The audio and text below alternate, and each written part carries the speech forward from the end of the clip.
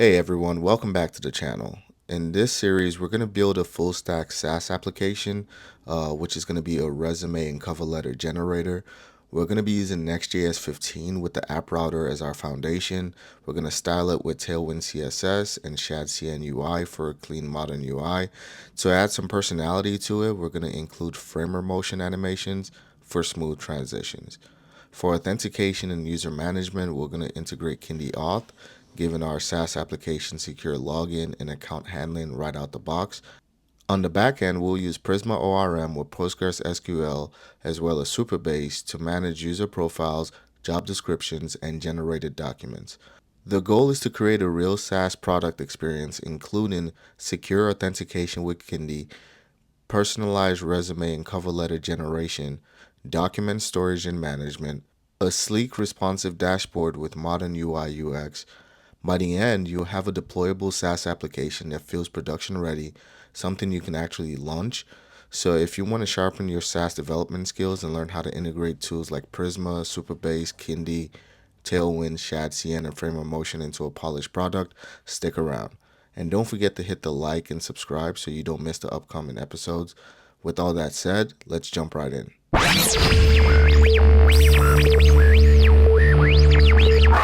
Alright guys, so what we're going to do first is make our directory.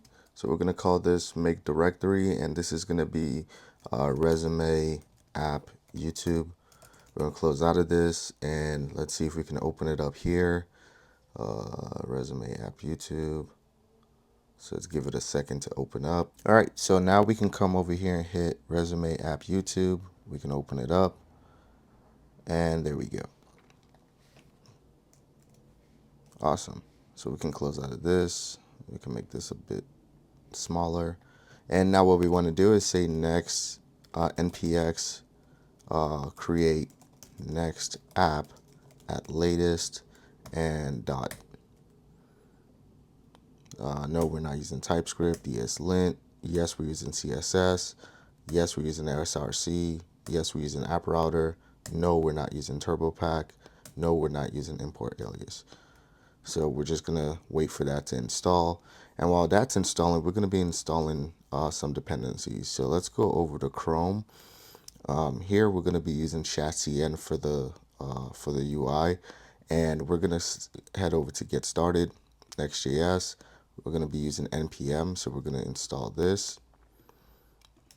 Let's install that. So this should be done. Yeah, let's clear out of this. Let's install that. We're going to be using Zinc, and it's going to install those dependencies. We can go ahead and clear out of this. Let's see. Now we're going to install a bunch of components. So for our components, we're going to be using avatar, button, and card. So let's go ahead and find avatar. So we'll go ahead and copy this, paste that in there. Button, copy this, paste that in there. Card, copy this, paste that in there. And then we're going to be using dialog, drop down menu, and input. So dialog,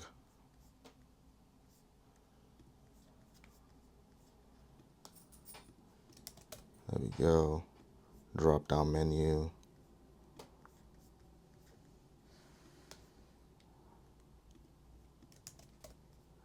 as well as input.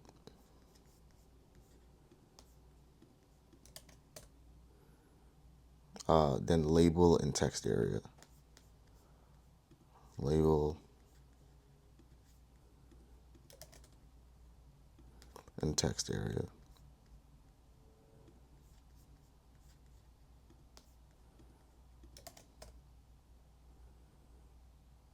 Awesome. We can clear out of that. Now we're gonna, so as you can see, when we come over to components here, we have the UI. So now we want dark mode.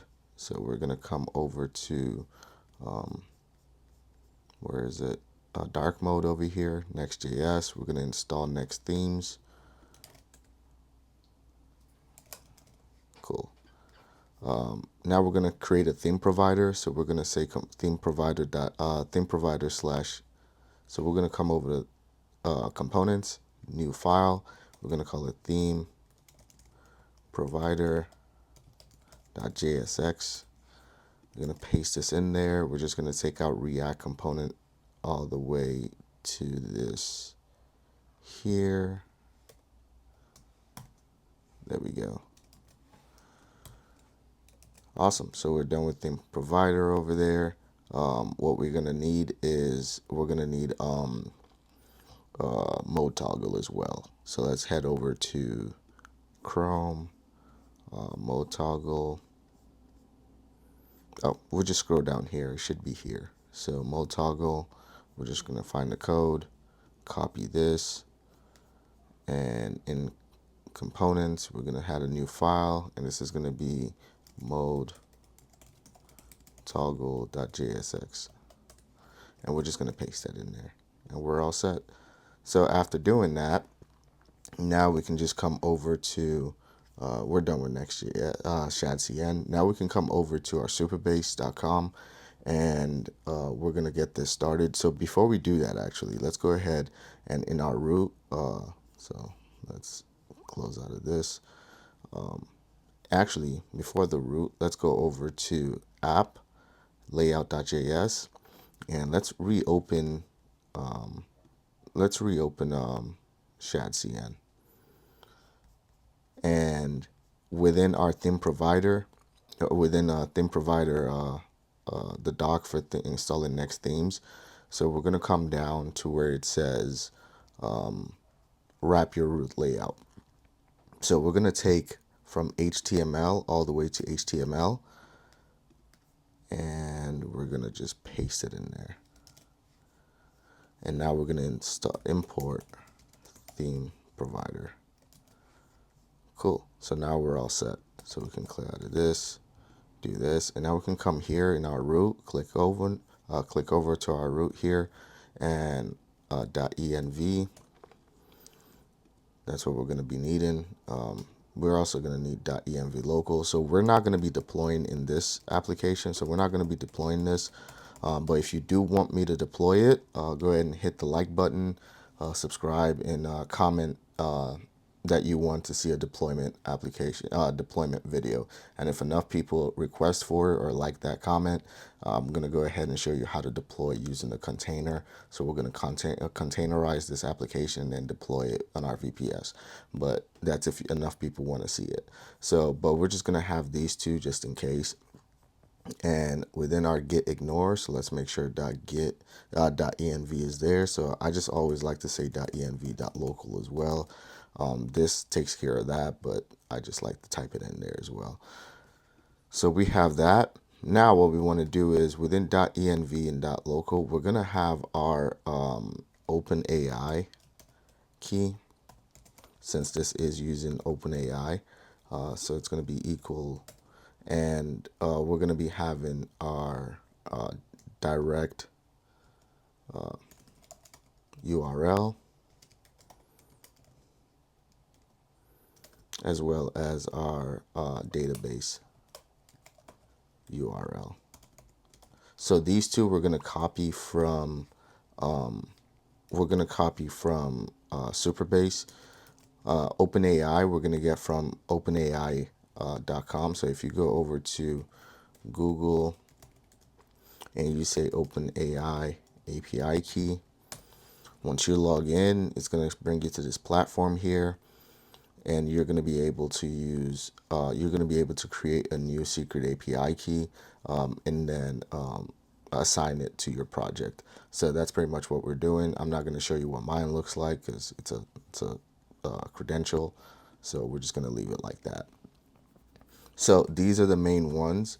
We're going to be using Kinde Auth as well. So we're going to be pasting in authentication variables within our env as well.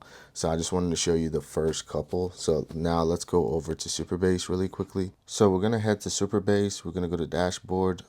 It's going to show your organization. So just make sure you sign up for a free account, free organization here. So I have a projects here, and I'm just going to create a new project. It says I've exceeded my free limit, so that should be wrong. So this is pausing. So we're just gonna give it a second while this pauses. And then once this pauses, we're gonna be able to create a new project. Actually, so this is taking a while to pause. So what I'm gonna do is we're gonna go over to Kinde Auth, kinde.com, and we're gonna go ahead and sign in. So you guys are gonna start for free if you don't have a Kinde Auth account. I'm gonna sign in, and I'm going to be able to create authentication for my application here.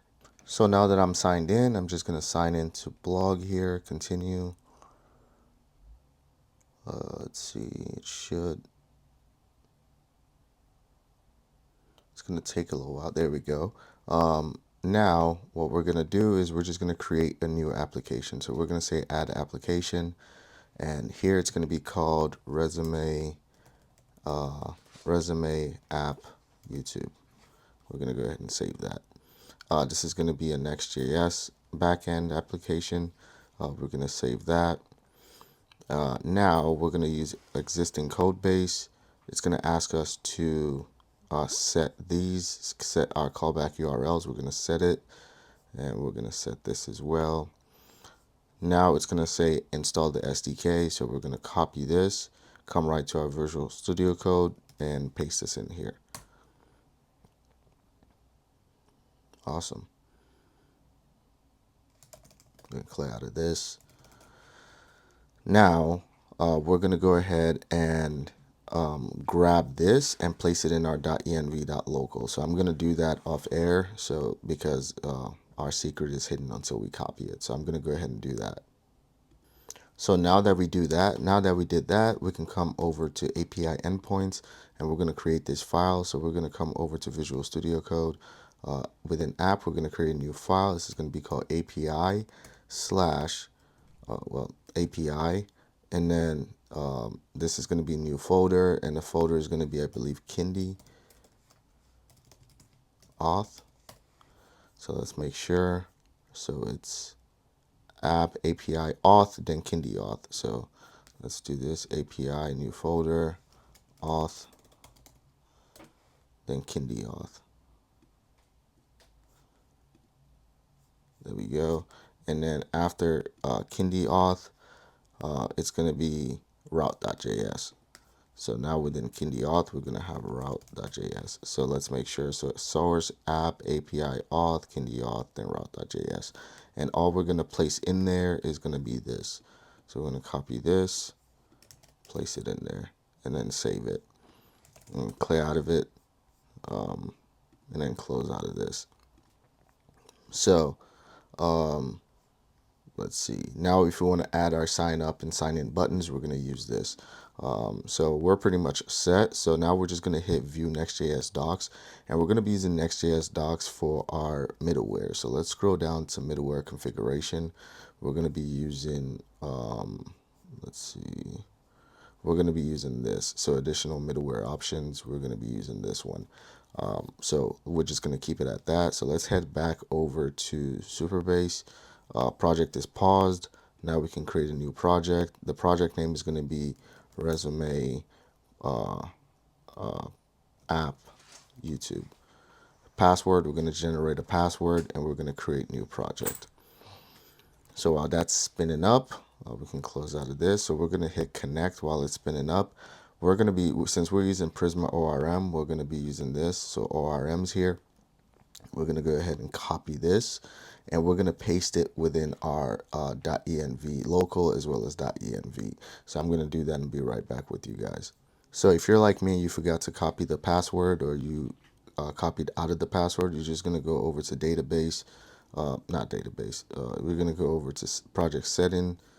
Where is it? Actually, not project setting. We're going to go over to, it should be database, right? Let's see, database, settings, and then reset database password. We're going to generate a password, copy that password, and reset the password. So when we do that, we're going to pop the password in. So where it says ORMs here, as you can see where it says your password, you're going to pop it in there within .env local as well as .env. So I'm going to go ahead and do that right now. Okay, so now that we have all that set up, we're pretty much done. We can just head over to database here and leave it at this. So as you can see, there's no tables created. What we can do now is we can go over to Prisma, get started. And here it's going to show you how to initiate Prisma. So we're going to say npm install Prisma. We're going to copy this, head over to our Visual Studio, paste that in there. So we're going to be installing Prisma ORM. Next step is we're going to say npx Prisma init. So we're going to copy that. Awesome. And then we should be seeing a Prisma folder appear here. So let's give it a second. So, okay, latest updates. Cool. And now we have a Prisma folder here. What we're going to do is here we're going to say direct URL is going to be env direct URL. So we should have that direct URL from the Prisma ORM, from Superbase that we used to connect with within our .env local and .env. So that's what we're going to be using, direct URL. We're going to save that. Here we don't really need this output. We're not going to be using it for this, so we can take out that output. And here is where we're going to be creating our modal. So we're going to go ahead and close out of this. And so it's going to show you how to create a model for our data model. It's going to show you how to do that here. And then when you're done, it's going to show you how to initiate it. So how to migrate it. And here, what we're going to do is we're going to do exactly that. We're going to create our model. And in order to create our model, what we're going to say is we're going to say model user. Actually, you know what? I'm just going to copy and paste this so we don't spend a lot of time writing this. So this is an advanced project, a little bit more intermediate to advanced. So you guys should know how to build a model, a schema model. So I'm just going to run through it with you guys. So I'm going to go ahead and paste this in here and save it. So we're going to close out of this. So here, as you can see, we have our model user. We're going to be using the ID, which is a default CUID. It's an internal app user ID. We're going to be using Kinde ID, which is our Kinde Auth ID. Email is self-explanatory. We're going to be getting the email, our first name, last name, address, city, zip code, phone, LinkedIn, portfolio. So these are all our profile information that we're going to be needing. So summary, this is going to be a short professional summary. Skills that we're going to be needing, experience, education, achievements. It's going to timestamp it at created at and updated at, and then we're going to link it with documents. So with document type, we're going to have resume and cover letter. And then we're going to create our model document, which is going to be an ID of string. The title is going to be string. The type is going to be this document type. Is it a resume or is it a cover letter? The content within it is going to be string. Created at is going to be timestamped at now. Updated at is going to be timestamped. User ID, so this is the relationship to the user. So the user ID is going to be string, user is going to be user. So we're going to bring back this model user here and connect it with it. So the relationship is going to be fields user ID, references is going to be ID. So that's all we're doing here. So we can go ahead and save this, close out of it, and then we can go ahead and state. So let's come back here and we're just going to copy this and migrate. So let's see. So we should be good. Everything was done well. There we go. So now if we come over, if we clear out of this, if we come over to, where is it? If we come over here, as you can see, our schema migrated properly. So here's where we are. So we only have these 3 tables. Well, there's 2 tables. So we're all set and it's connected. So we can head back over here, clear it out. So another thing we're going to be needing is we're going to be installing Framer Motion. So we're going to say npm install Framer Motion. And this is going to be for our UI. It's going to allow us to add animations to our application. So we're done with that. After doing that, let's come over to library here. No, not even library. So we're going to have, let's create a middleware.ts. Awesome. So we're going to create that middleware.cs, and within middleware.cs, we're going to come back to Kinde right here, and we're going to copy this this middleware. We're going to copy this middleware option. So we're going to copy this, and we're going to paste it in here. So let's see. We're going to take out this. We're going to take this out. Let's see. Is there a better one we can copy? Because we don't need that portion. Let's see. Okay, that's fine. So here should be export default function.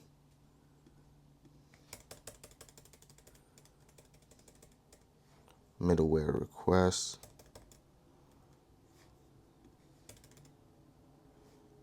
Do we have one extra?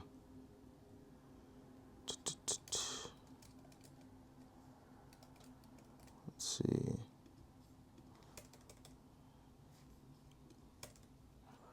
And then here,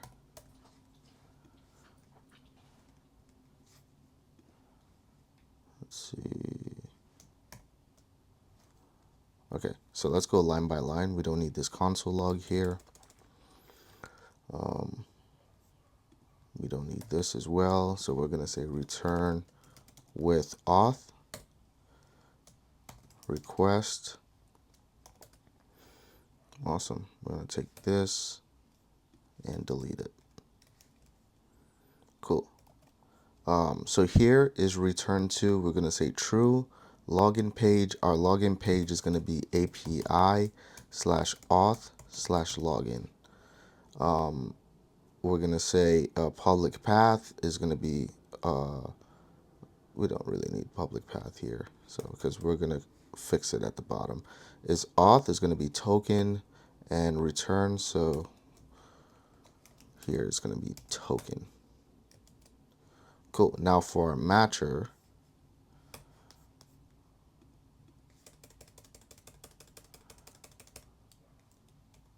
and I'm going to explain what's going on in a second. So our matcher here is going to be /dashboard asterisk paths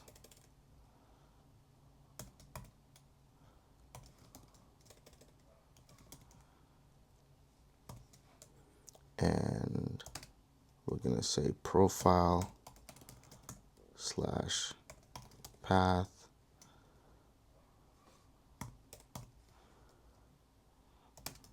and then this is going to be /document /path.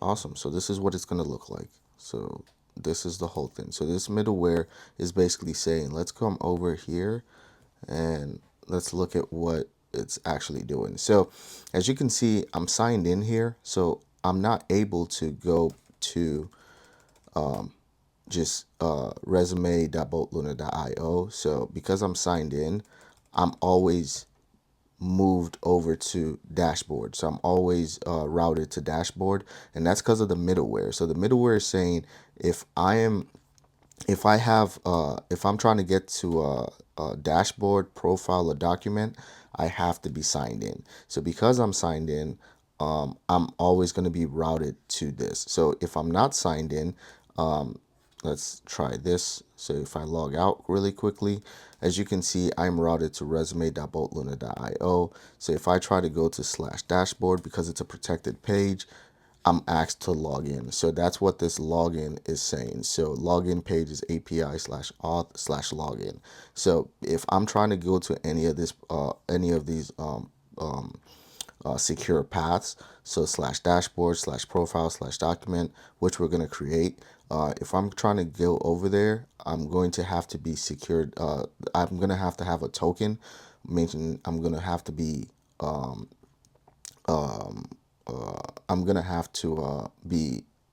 I'm gonna have to have a token, meaning I'm gonna have to be authenticated and authorized to go there. Since I'm not, I'm going to be routed to the login page. So that's what this middleware is stating. And just make sure it's within the root. So middleware TS is within the root. And we can go ahead and close out of this. I'm just going to go ahead and log back in here. All right, so I'm logged back in. So now we can use this as pretty much a template. So we can go back to Visual Studio. And what we want to do now is we're going to create a library folder for Prisma.js. And this is boilerplate, so I'm just going to copy and paste it. And all this is going to be doing is stating that when the Next.js hot reloads, we don't generate a new Prisma init. So we're just going to be, we don't create a new Prisma ORM or generate a new Prisma init or generate a new schema. We're just going to keep the same one. So I'm going to go ahead and copy and paste that. So let's just give it a second here. And here's what this looks like. So we're going to go ahead and save this and close out of it. And that's pretty much it. That's all we need to start this application. So now we can actually say npm run dev and see what comes up. Let's open this up, localhost 3000. We're going to move this all the way over here. So we have one issue, we're fine, we're just going to refresh it and that issue should go away. As you can see, we have the dark theme. That's because we have our dark theme from shadcn. So we're going to go ahead and go back to Visual Studio. And what we're going to do now is we're going to create our navbar. We're going to come over to components here and we're going to create a new file, and this file is going to be navbar.jsx. So actually, before we create our navbar, we're going to create this. So if we come over to our project here, within the navbar, you can see this user menu. We're going to create this first. So that way we can just import it into our navbar. So let's go ahead and do that. So we're going to go ahead and say components, and this is going to be UserMenu.jsx. Cool. Here we're going to say use client, and we're going to import, we're just going to say function. Let's import button, because that gives us problems sometimes. From UI button, import link,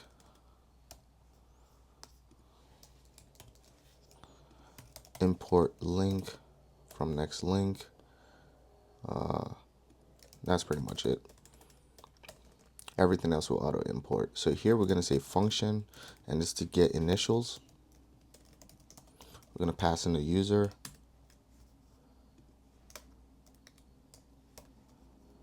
And with this user, we're going to say const first is equal to user.given name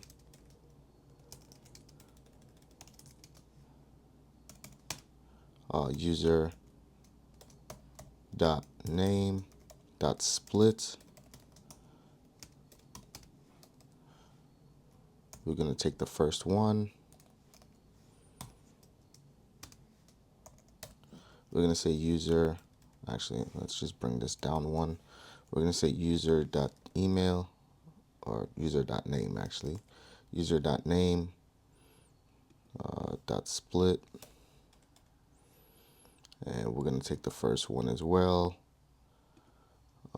Now we're going to bring this down one, and this is going to be email dot split. And we're going to split this with the @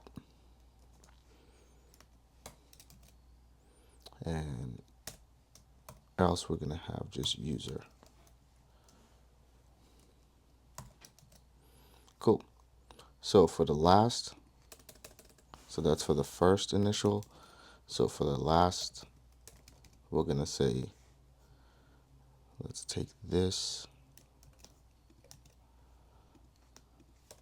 So we're going to be taking family name.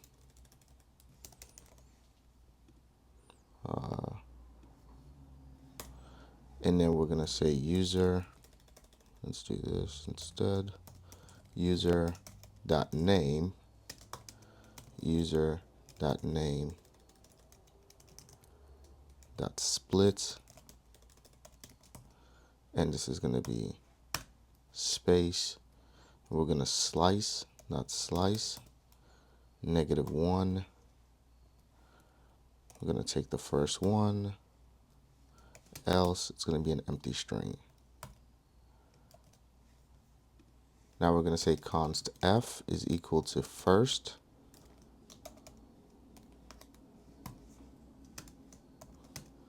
u.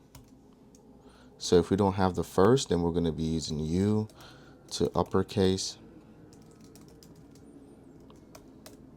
And we're going to say const l is equal to, and this is going to be last, the first one, user dot name, then it's string, else it's going to be user dot email, it's going to be 1 string to uppercase. Let's see, did we make an error here?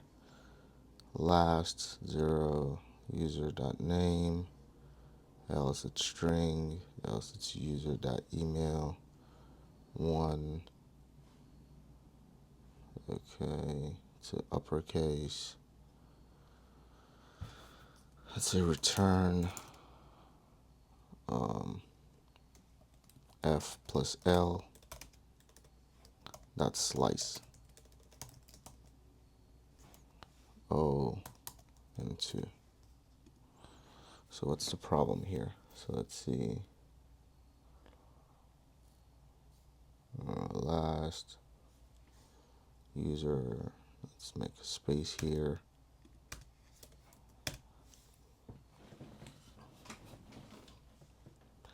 User.name, else user.email, .1. There we go. Oh, I know why.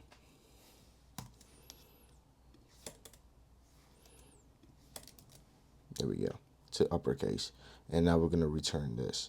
Now we can say export default function user menu. We're going to pass in user. And here we're going to say if there is no user, then return div class name flex item center gap 2 login link, and it's going to install over here. It's going to import over here. So login link. This is going to be post login redirect URL. We're going to log into dashboard.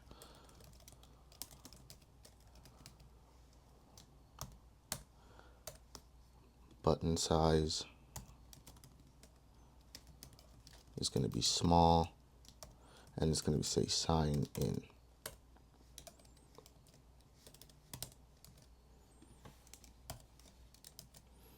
Cool.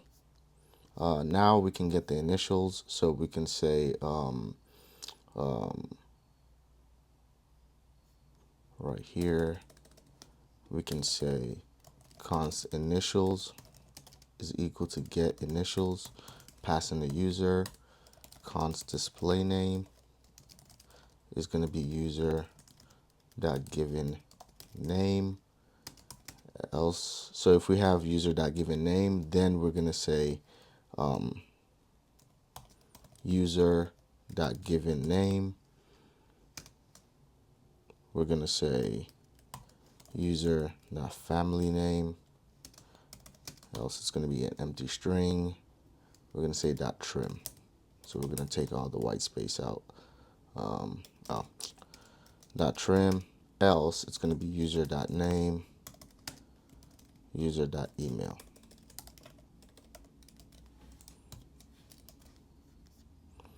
Cool. Now we can return, and this is going to be drop down menu.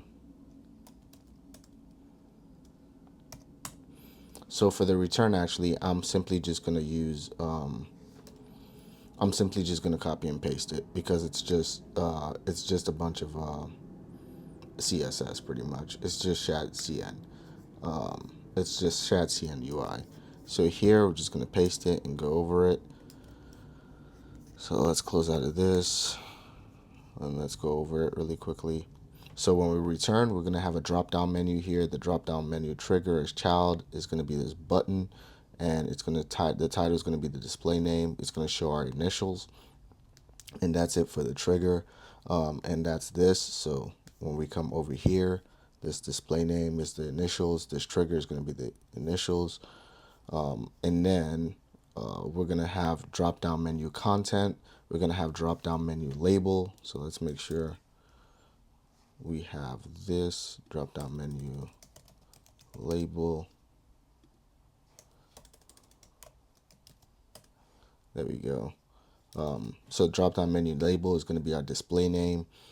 We're going to have drop down menu item as child. So drop down menu here. So drop down menu item, drop down menu item. So we're going to import that. We're going to have our link to our dashboard. We're going to have our link to our profile. We're going to have our link to our documents. And then we're going to have drop down menu separator here. So let's make sure this imported as well. Drop down menu separator. Save that. And then we have drop down menu item as child. It's going to be our logout link. And then we're going to have let's make sure drop down menu content is content. So drop down menu content.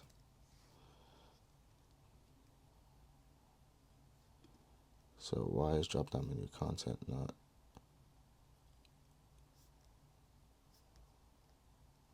Okay, let's do this. Drop down menu trigger here. Menu trigger. Drop down menu content. And that's it. So the last drop down menu item is going to be logout, and that's going to be it. So we're going to just do that. So this is the whole thing. And it has a bunch of CSS. So since this isn't a primarily CSS focused project, I'm just going to paste this in here and you guys can follow this with the repo, the CSS with the repo. But that's pretty much it. So we can close out of this and now we can create the navbar. So within our navbar, we're going to state, so we're going to say export default async function navbar. Here we're going to say const get user is authenticated, and we're going to get it from get Kinde server session. We're going to say let user equal null. We're going to say try catch, and here we're going to say if await is authenticated, then user is equal to await get user. And this catch, we're going to leave it there. It just means we're not logged in. So if we're logged in, we want to get the user. If we're not logged in, we just want to leave it blank. And then we're going to return nav class name fixed in set x0. Well, you know what? For the CSS, it's pretty long. We're just going to copy and paste that in there. So for the CSS, it's going to be this.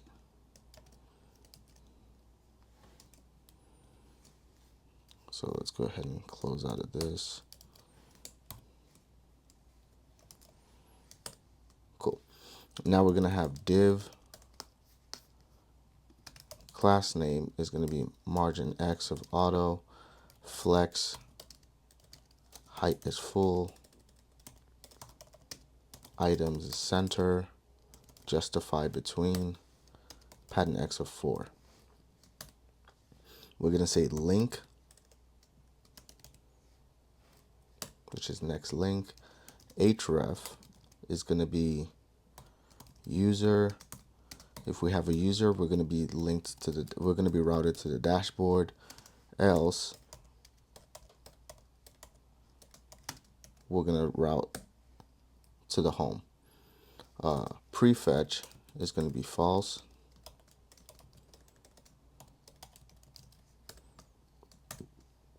Class name is going to be font, semi-bold, tracking, type. And let's see, what did we do wrong? Oh, and this is going to be called newsletter.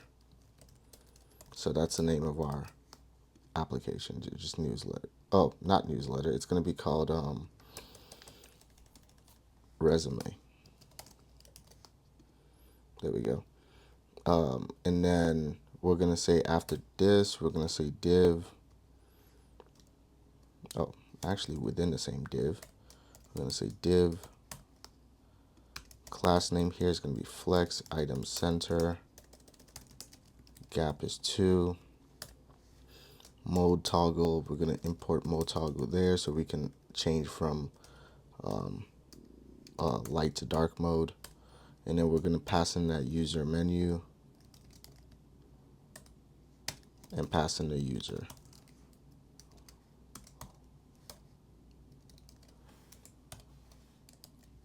Cool. So now we can come over to our root here. So where is our root? Before children, we're going to put Navbar. Cool. So that's pretty much it with that, with the Navbar. So after doing the Navbar now, we're able to,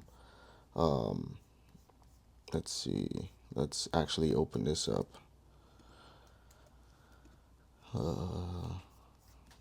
Let's come over to paste.js, and we're just going to take all this, take out the class name,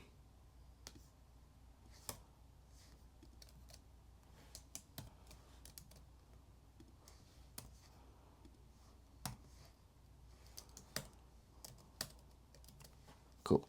Now if we come back here to create next app, as you can see, we only have this, and it's telling us to sign in. So this is what we want. So resume here, and it's telling us to sign in. So I actually made an error here. This should not say newsletter. It should say resume, but that's fine. We'll change that later. So after doing so, we can take out this next image here, save that. And now what I want to do is I want to work on a backend API first, because it's a lot more. So the first one we're going to work on is our profile route. So we're going to close out of all this. And then within API, we're going to create a new folder. And this is going to be called profile. And here we're going to say new file. And this is going to be route.js. And our profile route, what it does is basically when you hit this profile, edit profile, you're going to see this edit profile input form.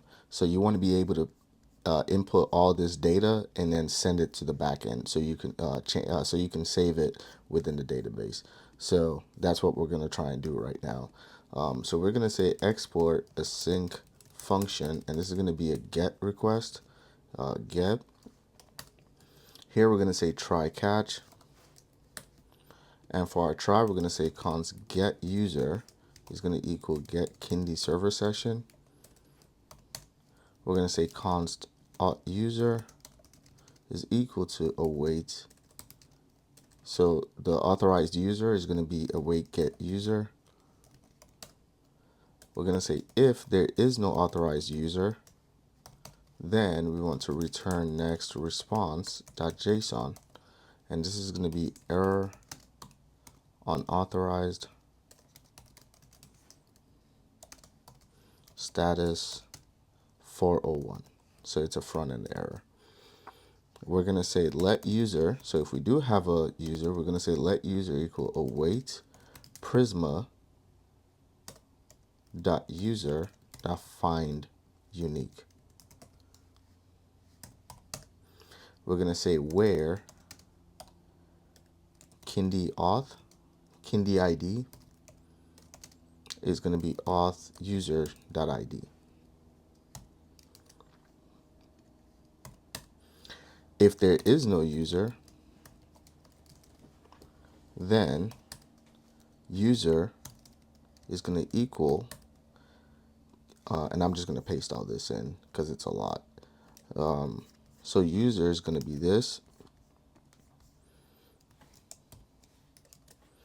So if there's no user, we're going to input the user as Kinde ID is going to be auth user.id. First name is going to be auth user.given name, and else it's going to be an empty string. Last name is going to be auth user.family name, else it's going to be an empty string. Email is going to be auth user.email, else it's an empty string. And then the rest of them are just going to be empty strings. So for the first name, last name, email, and the Kinde ID, we're just going to get it directly from Kinde authentication. So here we're going to say return next response.json. Okay is going to be true, and we're going to pass in the user. Cool. Now we're going to say catch error, console.error. This is going to be error fetching profile.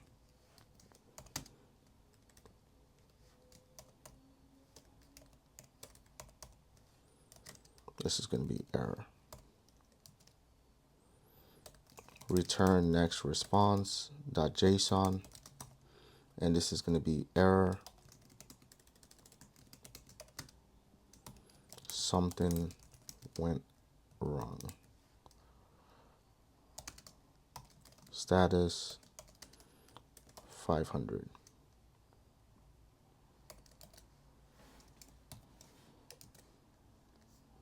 Cool.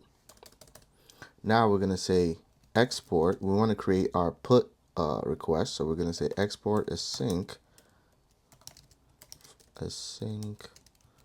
function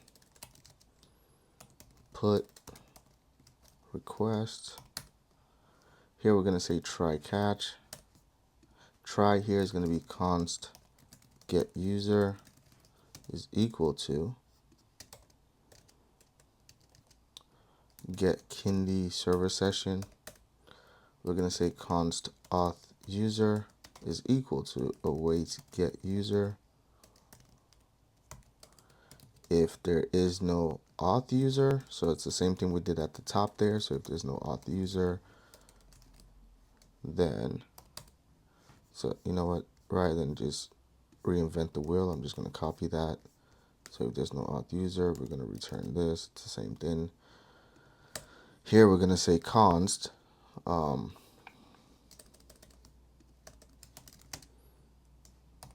I'm just going to copy and paste this. So const first name, last name, email, address, city, zip code, phone, LinkedIn, portfolio, summary, skills, experience, education, achievements is going to be equal await request.json.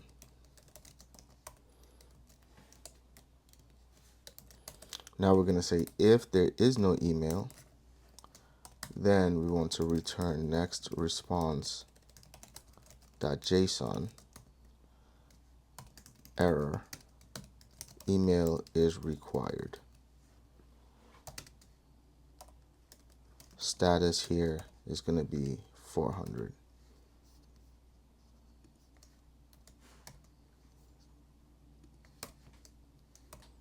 Cool.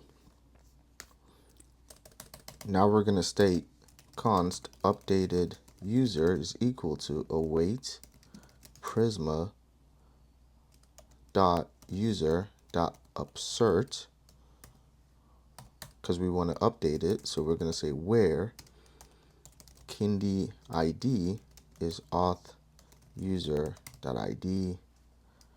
We're going to update, and we're just going to take the same thing again. So we're going to copy this over, paste it in there, and we're going to say create And here we're going to tell it what to create. So I'm going to copy this as well and paste it in there. So we're going to say create Kinde ID is going to be auth user ID. First name is going to be first name or auth given name, or else it's null. Last name is going to be last name auth user family name, except it's else it's null. Or all. So it's last name or auth user family name or null. We're going to say email is email or auth user email. We have address, city, zip code, phone, LinkedIn, portfolio, summary, skills, experience, education, achievements. And now we can return it. So we can say return next response .json. Okay, here is true. User is going to be updated user. Catch error is going to be return next response.json. Error is going to be something went wrong.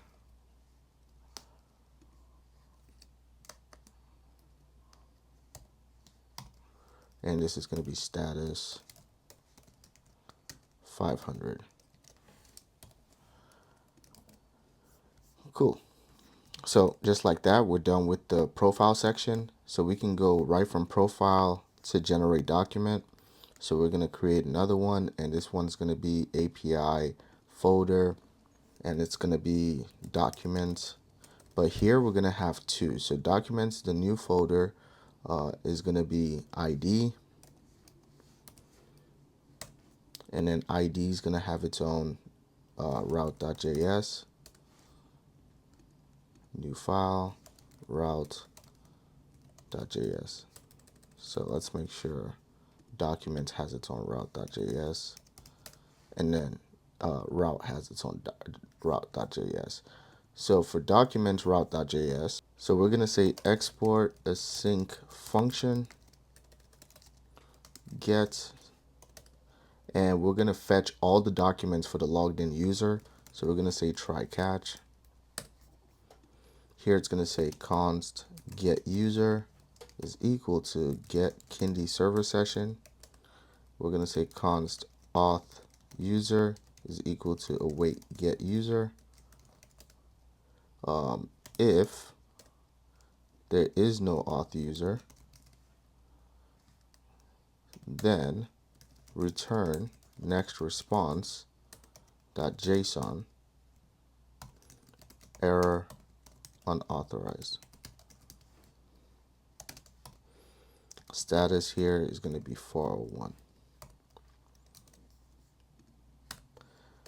Const database user is going to be await Prisma .user .find unique.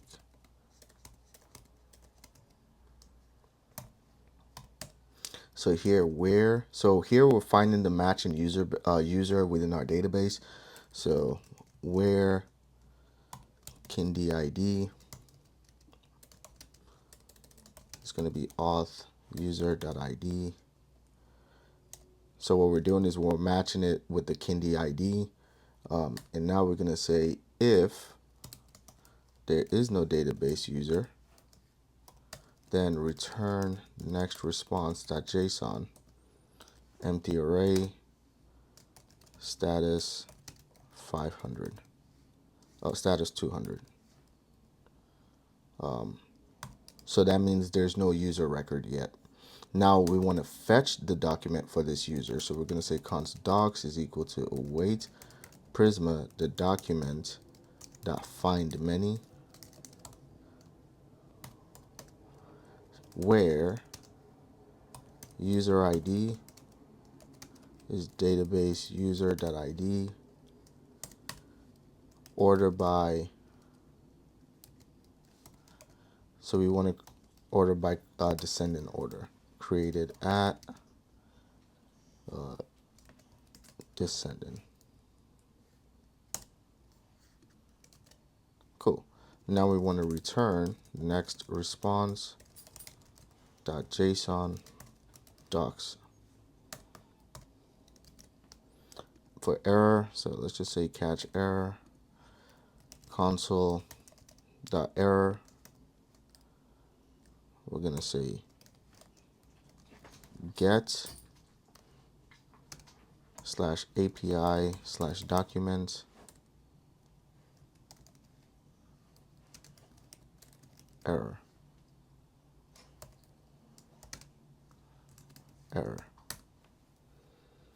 Return next response.json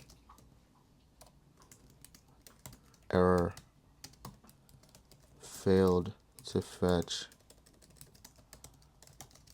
documents. Status here is going to be 500.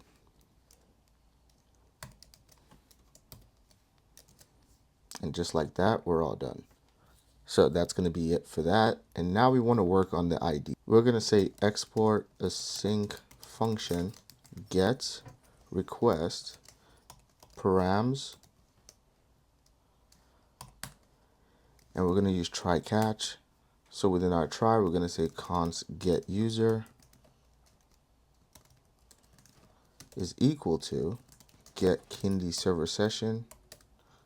Const auth user is equal to await get user. If there is no auth user, return next response.json error unauthorized.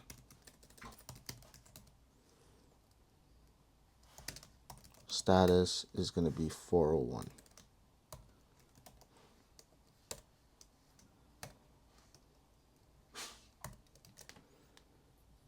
Awesome. Now we can say const database user is equal to await Prisma dot user dot find unique. So we're trying to find a unique user where Kinde ID is going to be auth ID, auth user dot ID. We're going to say if there is no database user, return next response.json error user not found. Status 404.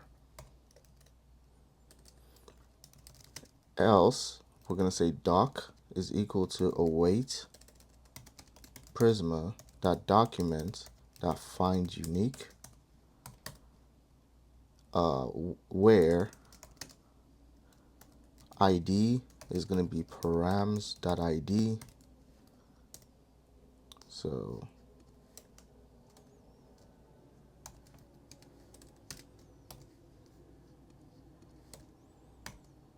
there we go. If there is no document, or document.userID does not equal database user.id, then return next response.json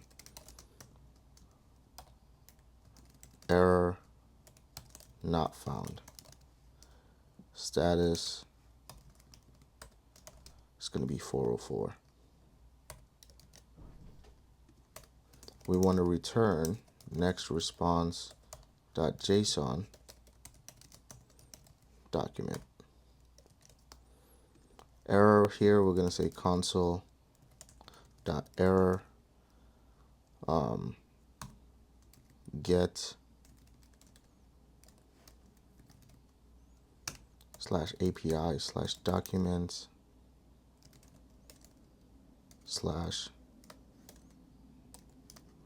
/ID error. And we're going to pass in error. We're going to return next response.json error failed to fetch document. Status here is going to be 500.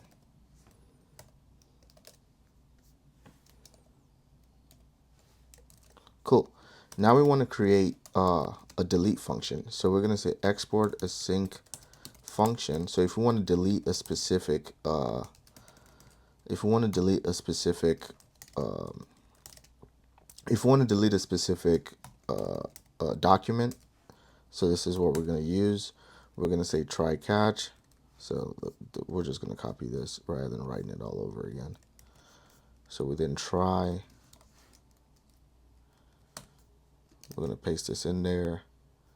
We're going to say const database user is going to equal await Prisma dot user dot find unique where Kinde ID auth user dot ID. If there's no database URL, if there's no database user, return next response dot JSON error user not found. Status is going to be 404. Cool. Const doc is equal to await Prisma dot document dot find unique where ID is going to be params dot ID.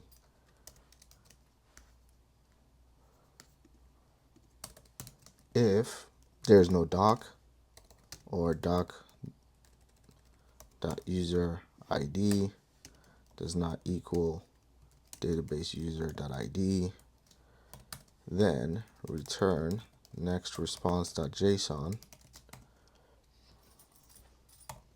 error not found.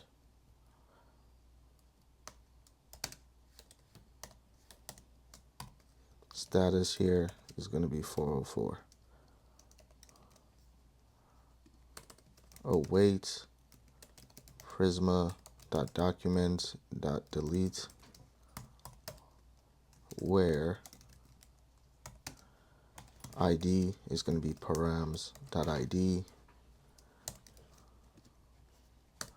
Return next response dot JSON.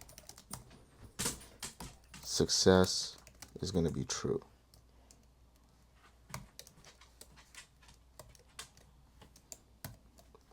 For error, it's going to be, we're just going to copy the error here.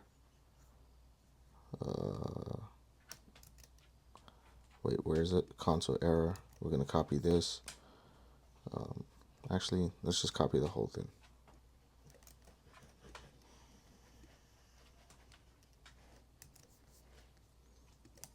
So console error, this is going to be delete.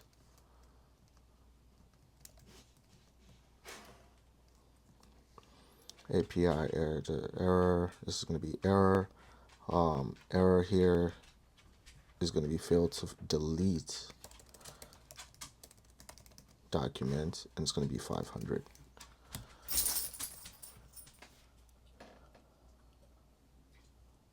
So we're all set with that. So we're done with document. And then the last one we have is going to be generate. So this is where we use AI to actually generate the data that we need. So that's what the last backend route we're going to be using. And we're just going to do that right now. So we're going to head over to API, create a new folder. This is going to be called generate. And we're going to have route.js. And then within generate, we're going to say export async function post, grab the request. We're going to say authenticate user by try catch. We're going to say const get user is equal to get Kinde server session. We're going to say const auth user is equal to await get user. We're going to say if there is no auth user, then return next response.json. Error is going to be unauthorized. And this is going to be status 401. Cool. Now we want to make sure the database user exists. So we're going to say const database user is equal to await Prisma dot user dot upsert, and we're going to say where Kinde ID is going to be auth user dot ID. Update is going to be an empty object. Create is going to be Kinde ID. Auth user dot ID. Email is going to be auth user dot email. An empty string. First name is going to be auth user dot given name, else it's null. Last name is going to be auth user dot family name, else it's null. Cool. Now we want to parse our request. So we're going to say const job title company description type is equal to await request.json. If there is no job title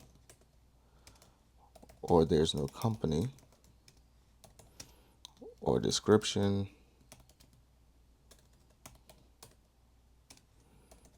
or type, then return next response.json error missing required fields, status 400.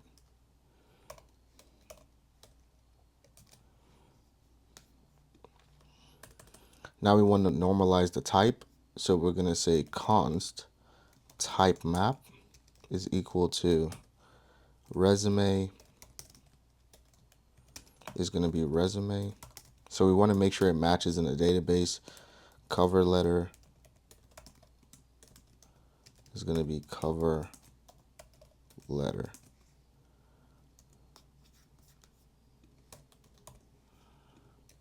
Cool. Const normalized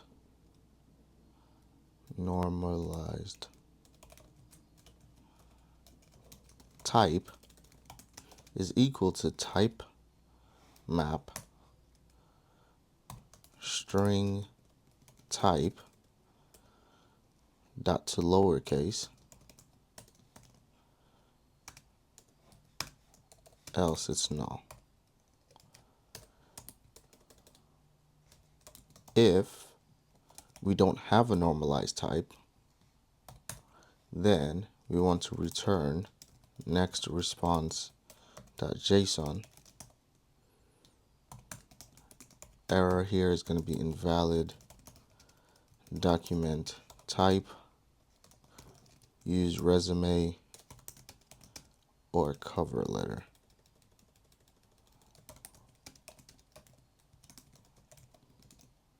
Cool. Status here is going to be 400. Now we want to load our profile fields. So we're going to say const user profile is equal to await profile, await Prisma dot user dot find unique, where ID is going to be user database user dot ID, and we're going to say select, and we're just going to copy and paste all this in. So we're going to say select first name true, last name true, email true, address true, and the rest of it is going to be true. We're going to say const applicant info, const applicants info, there we go, is equal to, and here we're going to say applicant information. So let's bring this down.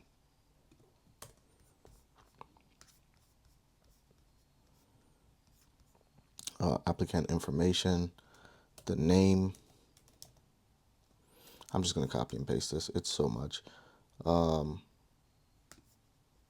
So let's do this, and I'll just go over it. So applicant info,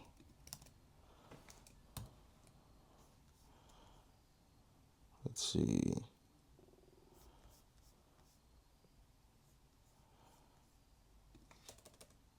There we go. All right. So here we're going to say applicant info. The name is going to be user. If we have user.profile first name, the name is going to be user profile first name, user profile last name. We're going to filter it and we're going to join it. So we're going to add the first name and the last name. We're going to combine it. The email is going to be user profile.email. Our phone number is user profile.phone number. If we don't have any of them, then it's going to be an empty string. The address is going to be user profile.address, user profile.city, user profile.zip code.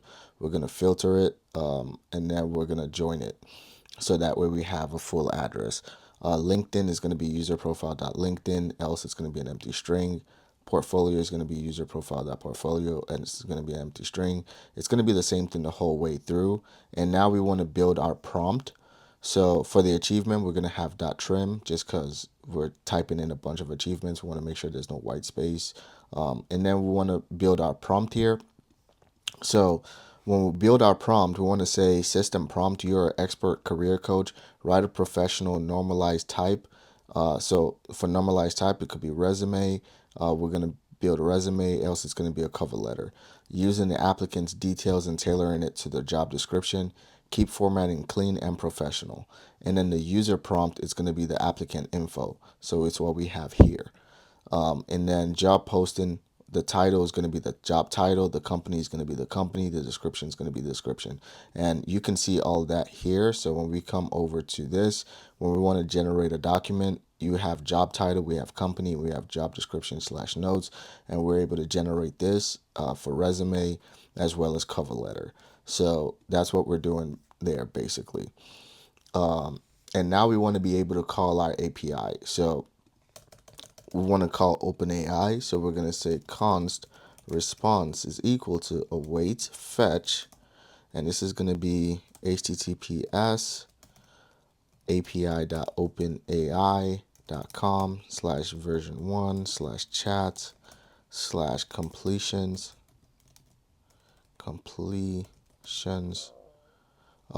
and then we're going to state method here is going to be a post method.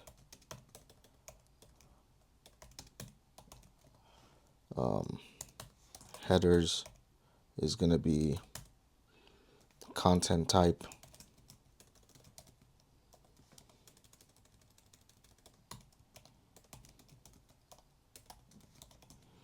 And this is going to be application/JSON. And we're going to say authorization. So all this is within the docs for OpenAI API usage. So you can just look over there if you're confused on what's going on. So here process.env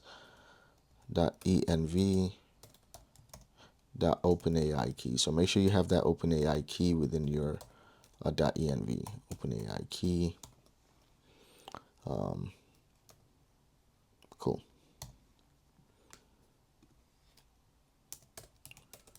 Body is going to be JSON.stringify.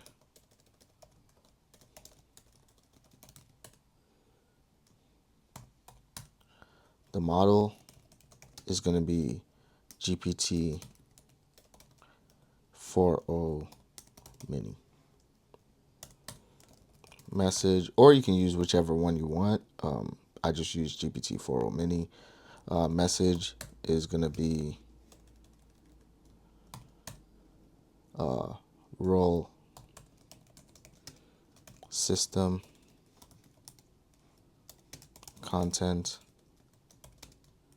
system prompt.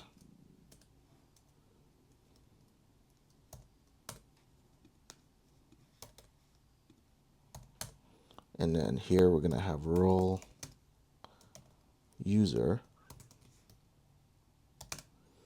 content user prompt.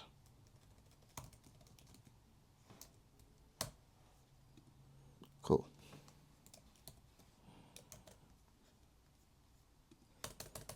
We're going to say if we don't have a good response, so if response does not equal OK, then we want to say const error is equal to await response.json.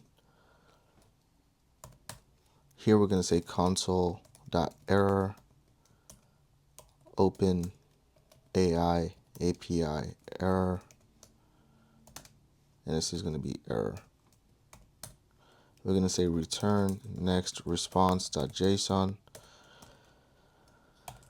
Error here is going to be failed to generate document. Status is going to be 500.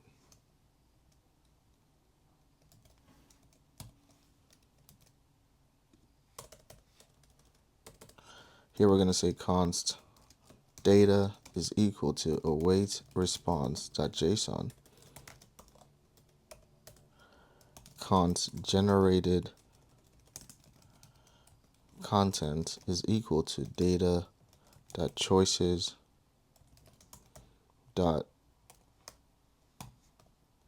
the first one dot message dot content, else it's going to be an empty string. So now we want to save the document. So we're going to say const new doc is equal to await Prisma dot document dot create. Here we're going to say data title is going to be normalized type.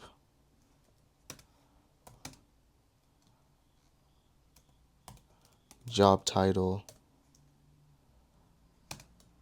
at company.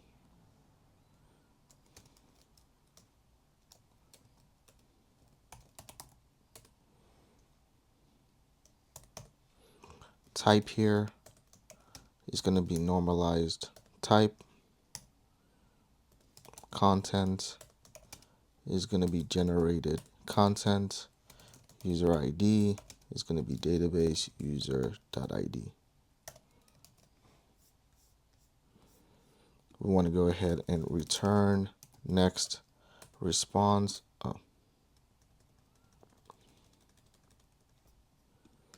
So we want to return next response.json. OK is going to be true. Document is going to be new doc.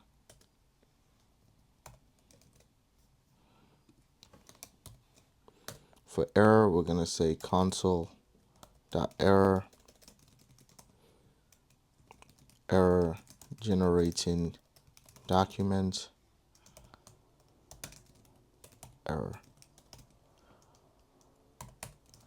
Return next response.json. Error something went wrong. Status 500. Cool. And just like that, we're done with our backend portion.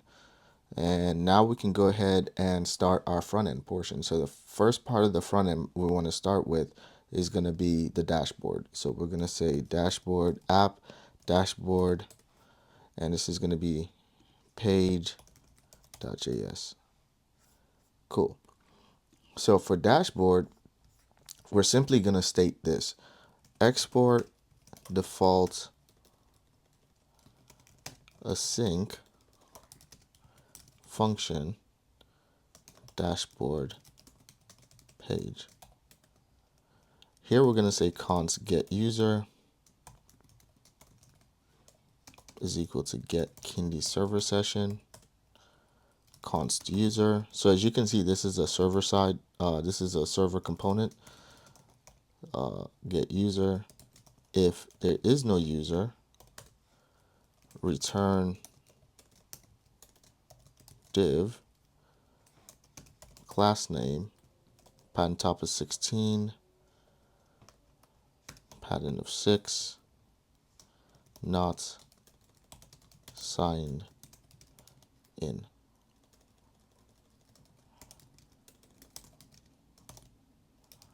So we're not going to really see that because we shouldn't be able to reach the dashboard page if we're not signed in. But it's just good to have. So now we're going to return. So let's go ahead in components and create a dashboard. So new file, dashboard.jsx, export, export default function, dashboard, return.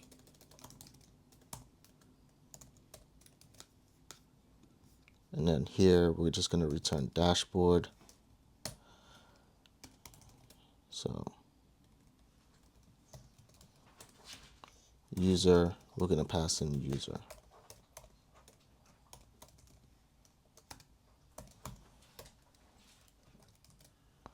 Cool. So just like that, we're done. So here we're just trying to get the user information. So we're going to pass that user information over to dashboard, and then we're going to be able to see what we're building within dashboard. So that's what we're going to be doing right now. So here we're going to pass in that user. Cool. And we're going to say const first name is equal to user dot given name, else it's user dot name dot split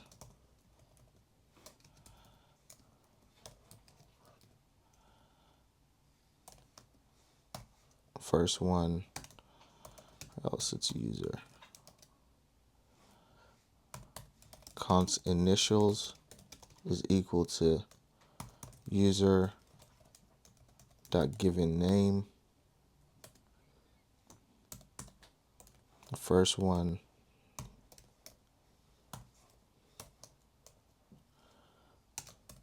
else it's user dot name dot o.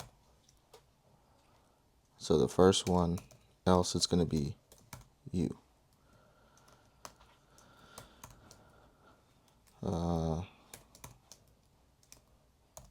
To uppercase.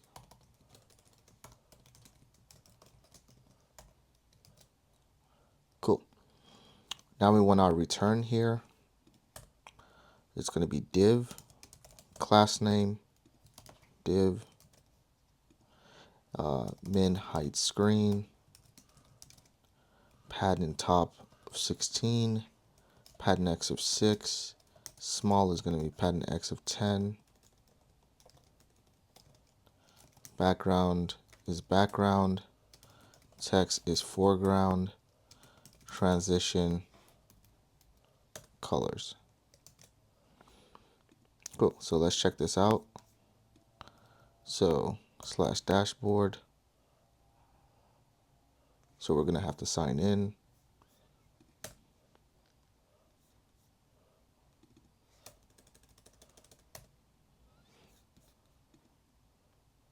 So let's see, are we able to sign in? Oh, what happened here?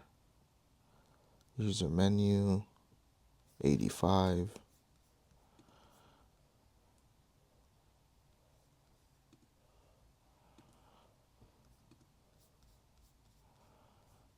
So what's the problem with that? Oh, it's not defined.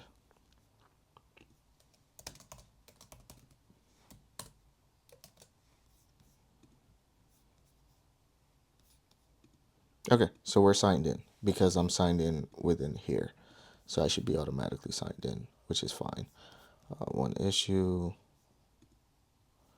Okay, so we'll just go ahead and do that. So we're signed in already. That's why we're able to see it. Cool. We can close out of this. We're gonna come back and create the actual home page, but right now let's go ahead and create the dashboard page. That's more important. And then we're gonna have div. So let's close out of this. We're gonna have div, or actually we're gonna have header. Class name here is gonna be flex, justify between items, center, imagine bottom of 14. And the header here is gonna have a div and an h1 class name. I'm just gonna copy what the CSS is for that.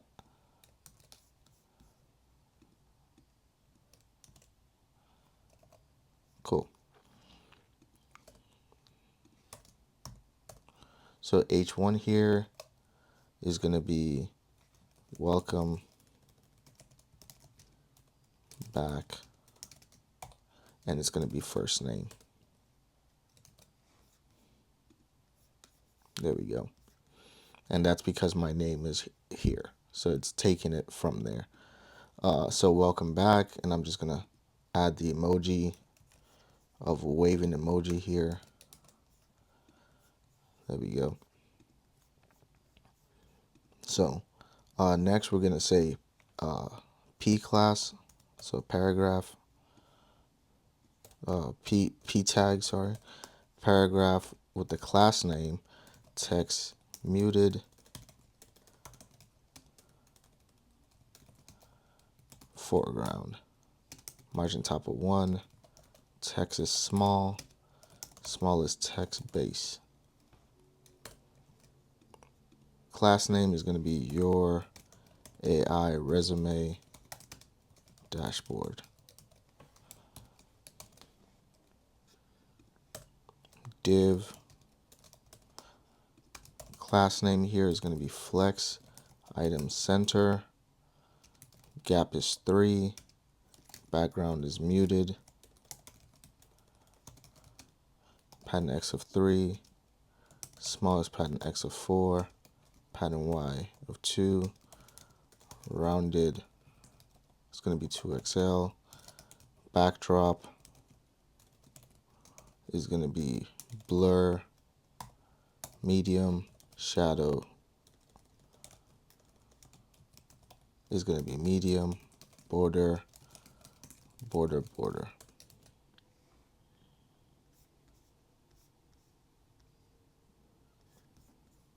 Now we're going to be using avatar. And this is going to be class name. Height is going to be 10. Width is going to be 10. Small height is going to be 11. Small width is going to be 11. Border, it's going to be border, border. Avatar fallback is going to be class name. Background is going to be indigo 500. Text is going to be white. Font is going to be bold. And here we're going to have the initials. Cool. So after avatar, we're going to have div, class name, hidden, small is going to be block, p, class name, font is going to be semi-bold, user is going to be given name, and then user here is going to be email.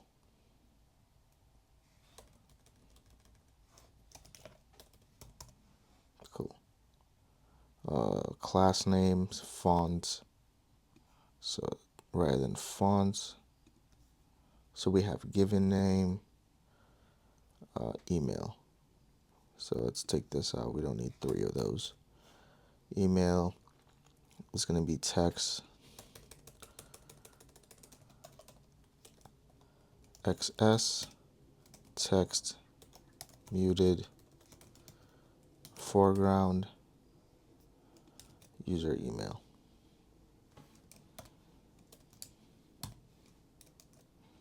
Cool. So after header, now we're going to have our cards. So let's go ahead and check what's going on here. So as you can see, we have this right here right now. So now we're going to have our cards. It's going to look like this. So it's going to look like this.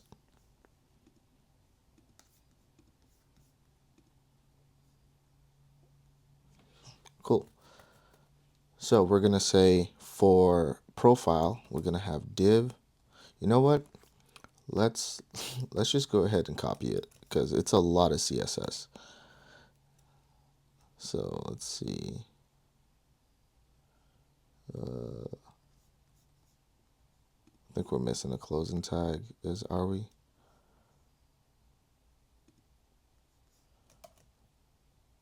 Okay, let's do this.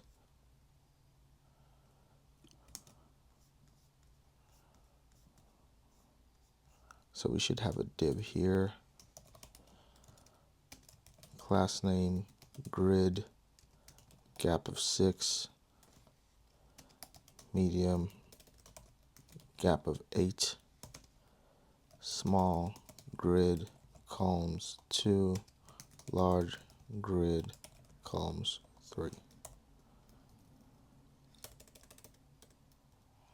There we go.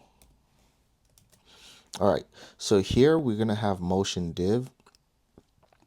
So let's make sure.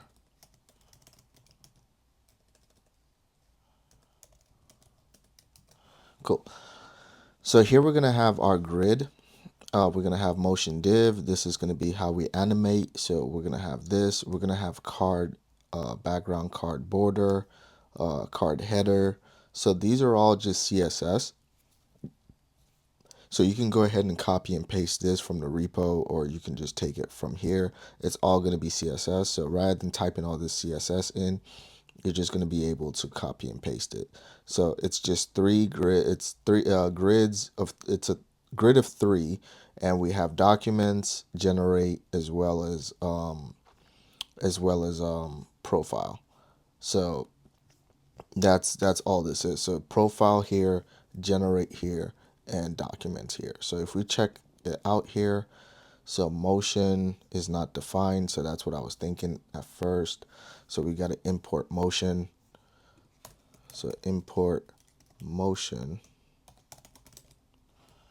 from framer motion. Cool. So now let's check it out. Motion.div. What line was that? 37. So what's the problem there? So why is this a problem? So motion.div initial.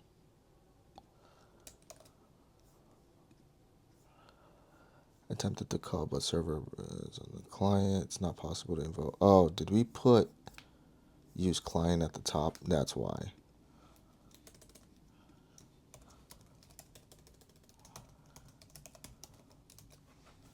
There we go. So card, we got to import that.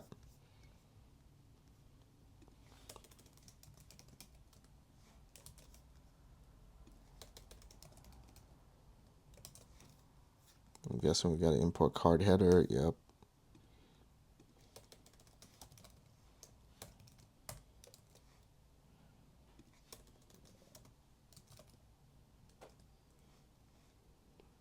Card title. Card description.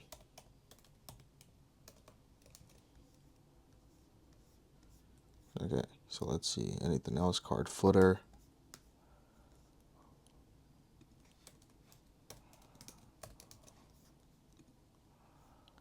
And link. So let's make sure link is imported.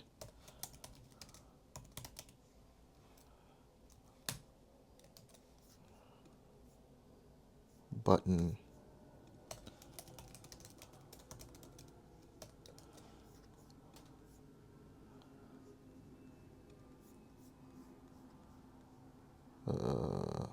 Where's Lucid React? Sparkles. Oh, we're also going to import file text.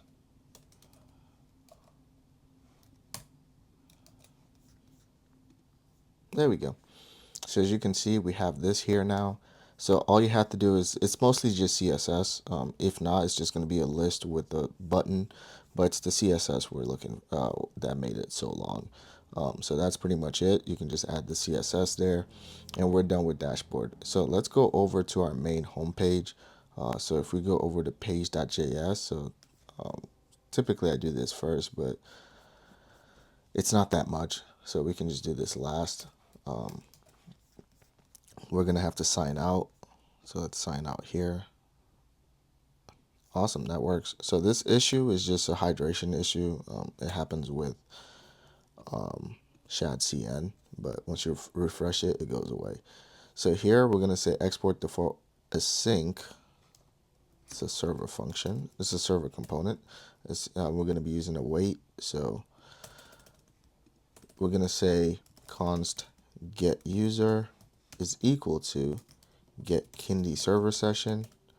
We're going to say const user is equal to await get user. If there is no user, then we want to redirect to /dashboard. Oh, if there's a user, sorry. So if we're logged in already, we want to go to dashboard. For our return, we're going to say main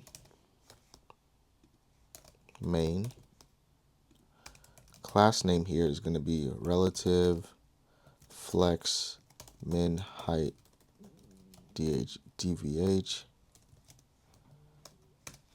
Items is center, justify is center, overflow hidden, background is background, transition is colors.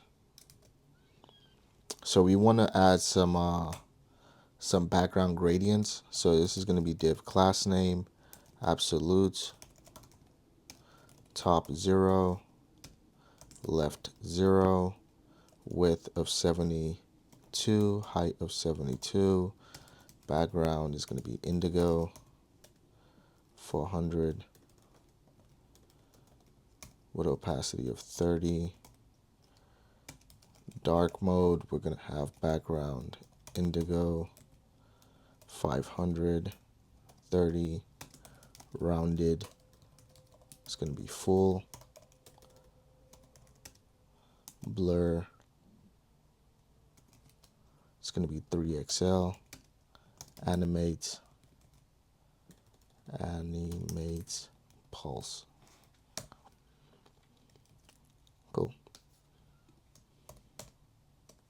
We're going to have another div. Well, we're going to have this self-closing. And then we're going to have another div.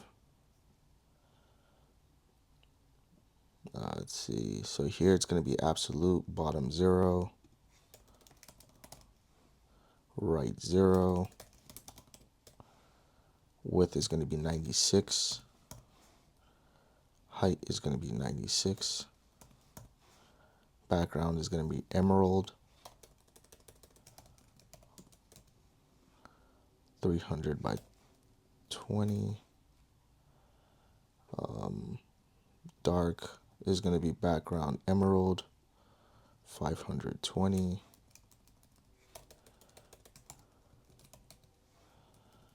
Rounded is full. Blur is 3XL. Animate is pulse.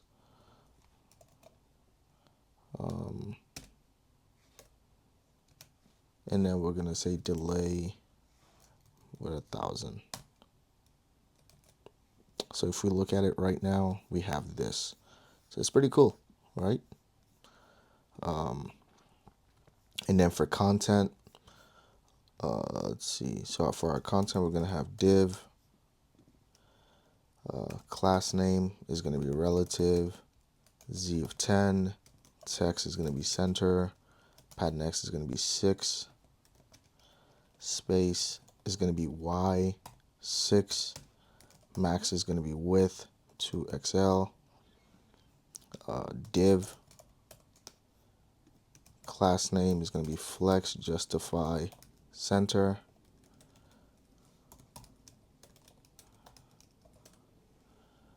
Div here. Class name is going to be pattern of 4, rounded, 2XL. Background muted, border, border, border, shadow, large. We're going to have sparkles. Class name, height is 8, width is 8, text is emerald, 500. Via emerald, 500. To pink, 500. Dark, so dark mode is going to be from indigo, 400. Dark is going to be via emerald, 400. Dark to pink,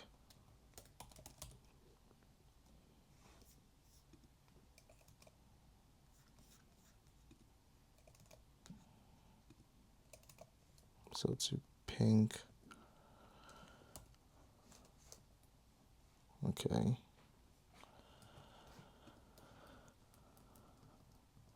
To pink. Background is going to be clip. Text is going to be transparent.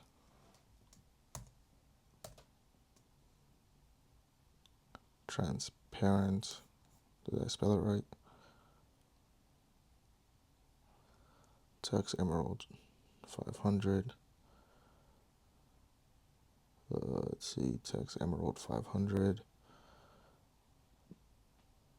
Oh, I actually made an error here.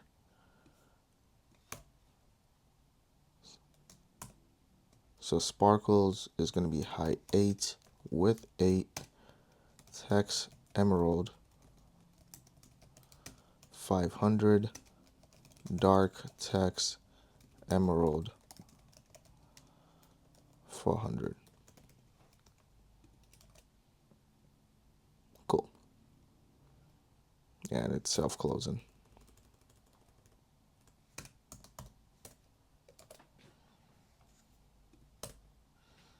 Now we can have H1, class name, text 4XL, medium, text 6XL, font extra bold, tracking is going to be tight. And then we're going to have span class name, background gradient. You know what? I'm just gonna copy and paste that in there. So here we're just going to have this. And it's going to say build resumes that stand out.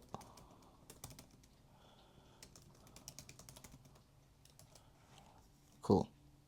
And then after this H1, we're going to have a P tag.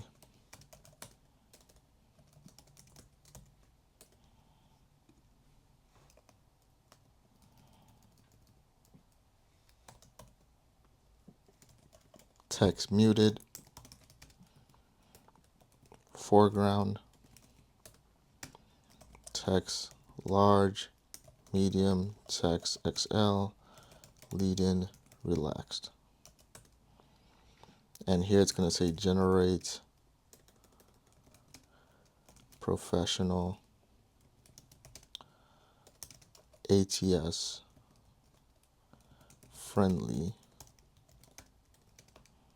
resumes and cover letters with AI. Save time, get hired faster. Login link, class name. I'm just going to copy and paste that.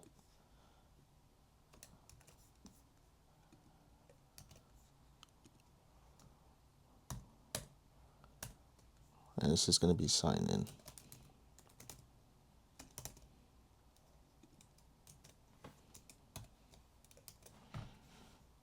Awesome. And this is what it looks like. So this is the whole application. So if you hit sign in here, you should be, there you go, you should be routed here. So we're going to go ahead and sign in. So as you guys can see, this is a clean UI. We just go ahead and refresh. So it's pretty cool. Let's see. Yeah, that's just a hydration warning. So if you refresh it enough times, it just goes away.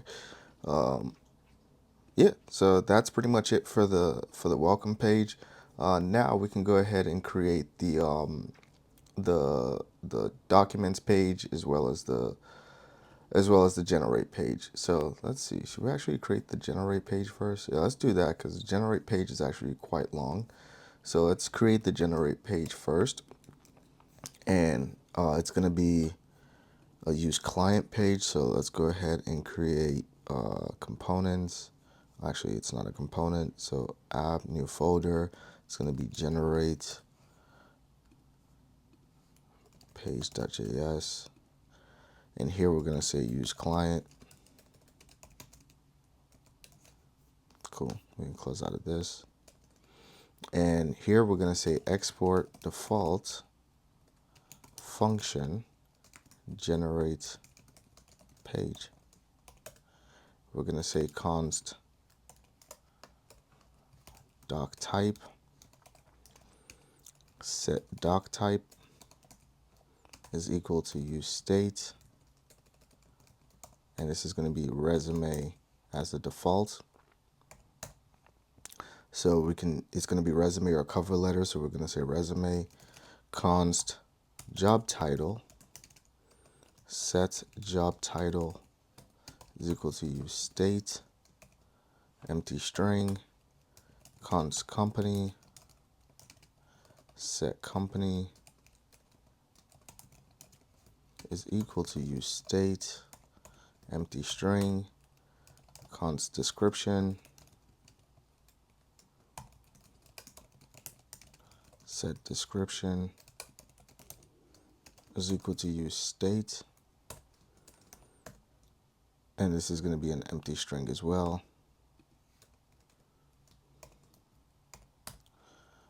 Const loading, set loading is equal to use state, false, const messages, message, set message is equal to use state, empty string, const generated, set generated is equal to use state, false. So now we want to reset generated state whenever the user edits a field. So if the user is to edit a specific field, then we want to be able to say generate again. So for example, if here we are. So for example, if you go to generate here and you edit something within generate, it's going to give you this option to regenerate. So let's say this is OpenAI company and I change it to Acme or something. It's going to say generate once more. So that's what this is doing. Let's go back here. Now we're going to say use effect and set generated is going to be false.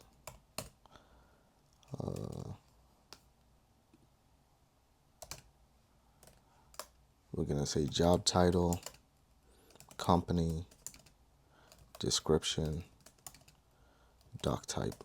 So whenever any of those are changed, it's going to fire the generate again. Async function handles submit, taking the event. We're going to say e.prevent default,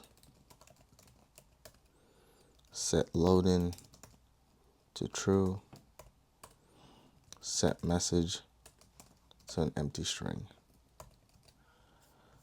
And now we're going to have a try catch. The try here is going to be const res is equal to await fetch / API / generate. Method is going to be a post.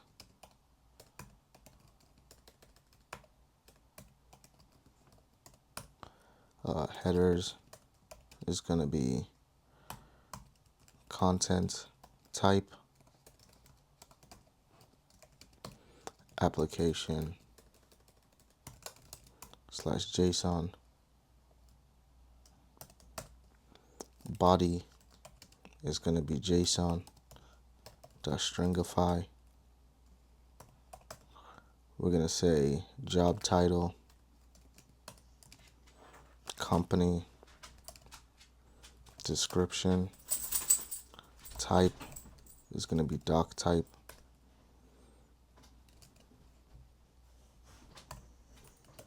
Const data is equal to await res.json. If res.ok, res is not equal to okay, throw a new error, data.error, else we're going to say failed to generate. So, or we're going to say failed to generate. Set message to data.document.title created, set generated to true. Awesome. Catch error, so we're going to say set message to error.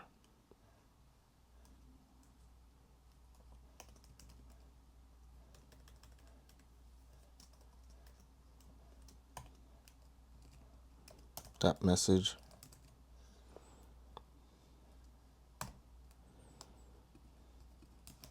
Finally, set loading to false.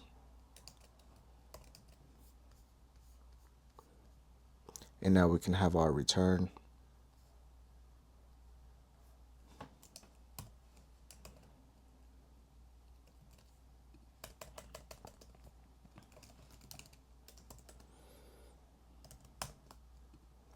Div,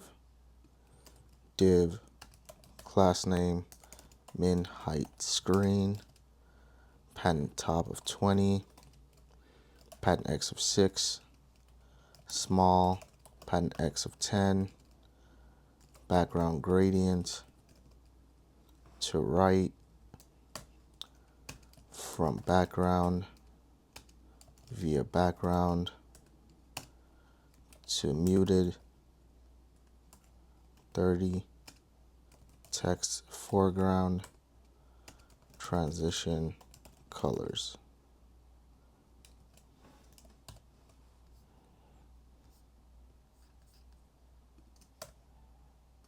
Cool. And then for the header, class name, we're going to say margin bottom of 12, text center, small, left, text left, h1 class name is going to be text. You know what? I'm just going to copy that.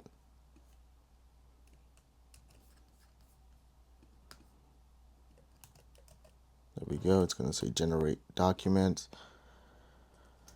We're going to have p class name, text muted, foreground, margin top of 2, text base. Create AI-powered resumes or cover letters tailored to your career goals.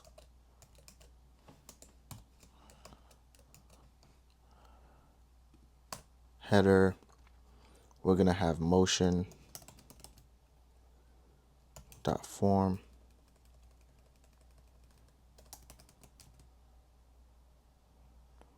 So it's not important. So motion dot form.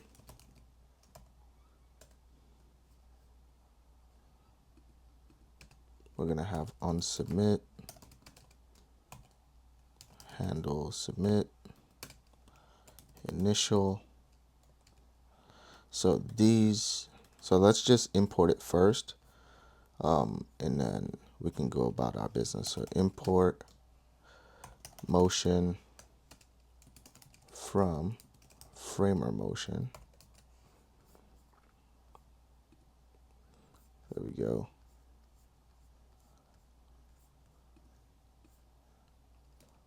And then I'm just going to go ahead and paste this in here.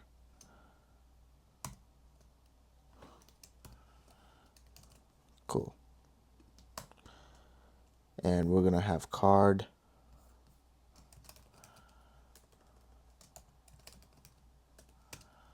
Class name, background card, 80, backdrop blur, medium, border, border, rounded, 3XL, shadow, XL.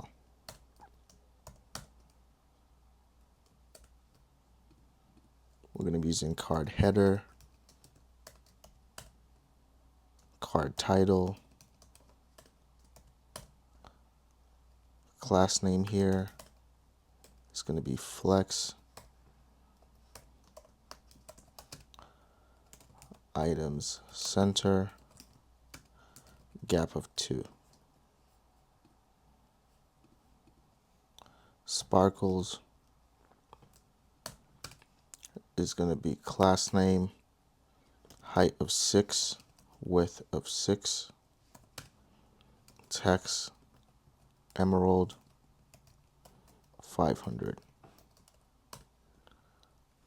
Generate with AI. Cool. And now we're going to have card description after card title.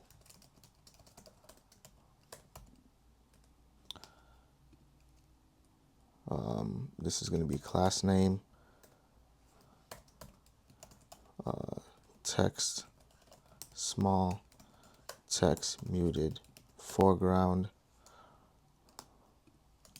fill in a few details, and let AI craft a professional document.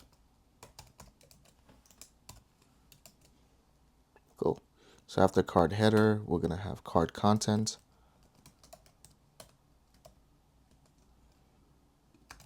class name here is going to be space y6 div. It's going to be class name flex gap 3 button. Type is going to be button. Variant is going to be doc type. If it's resume, then it's default. Else it's going to be outline.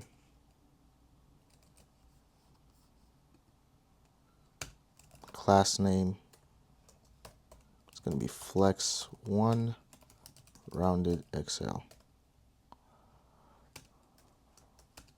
Unclick.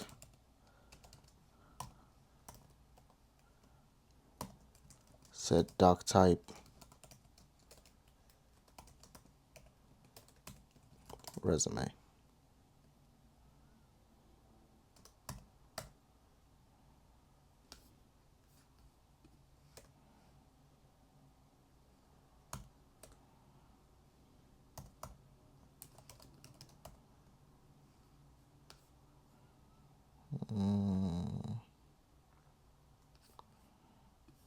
So that's a problem here.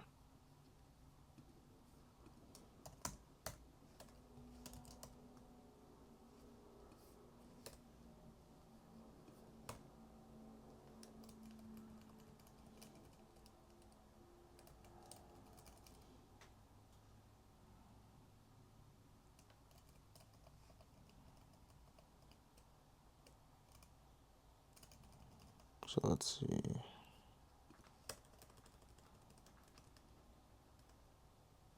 Okay, so card content,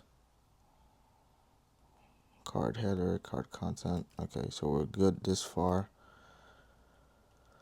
So I'm just going to take that button, and I don't feel like typing that out again.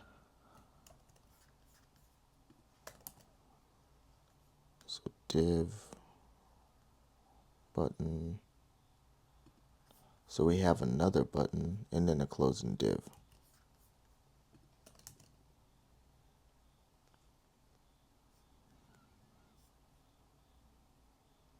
Ah, that's the problem.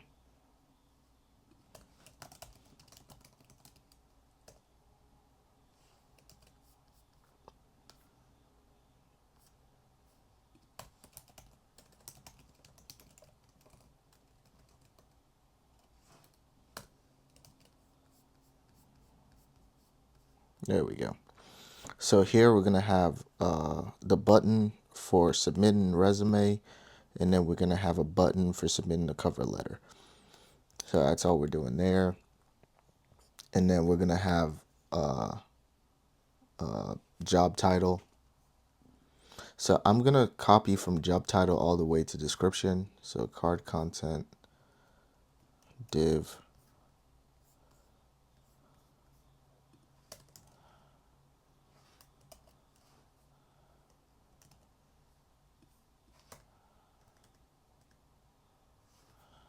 So label.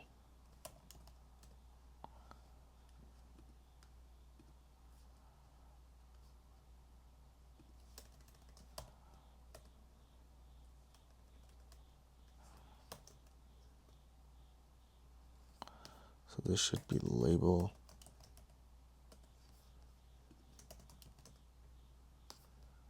This should be text area.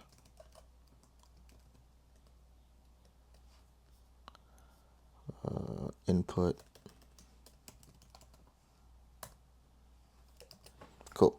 So when you copy it down, just make sure you have for company description, as well as, yeah, that's pretty much it. So here we have job title, company, and description, job description. So after doing that, now we're going to have the footer. So after card content here, we're going to have card footer, class name, flex, justify between items, center. So for those who didn't see, so let me do this. So we stop that button for cover letter, and then we have job title here, and then we have company, and then we have description. So you can go ahead and pause that. And then lastly, we have, company and description, and then we have this card footer. So for card footer, we're going to say if we have message, then we're going to say P class name, text small, text muted, foreground, and we're going to say message.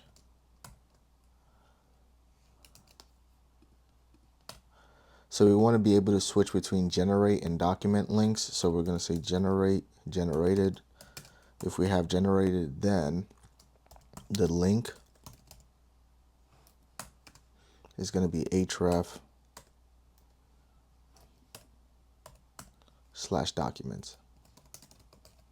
So this is the way we see the document. So if we have something generated, rather than going backwards to see the documents, you're just going to click the document link, and we're going to have a button here. Class name is going to be rounded XL background gradient to R from indigo 500 to emerald 500. Text is white. Pattern X is 6. Pattern Y is 2. Shadow is medium. Hover is opacity 90. Transition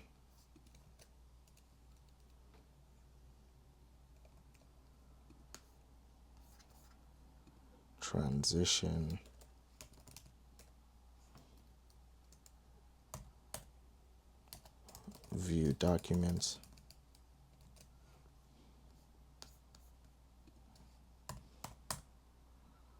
button, type, submit, disabled, loading, class name. So I'm just going to copy and paste this class name in there.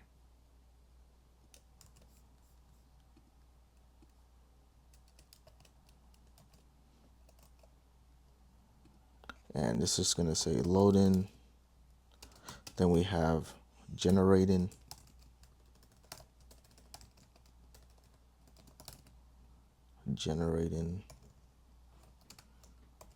Else we have generate. So if it's loading, it's going to tell you it's generating. If it's not, then we're going to have generate. And that's that. So that's it for generate. So we're done with that page. And then now we have to do documents. So this is how we get our documents. So for documents, we're going to start with, so we're going to go to app, new folder. This is going to be called documents. This is going to be page.js.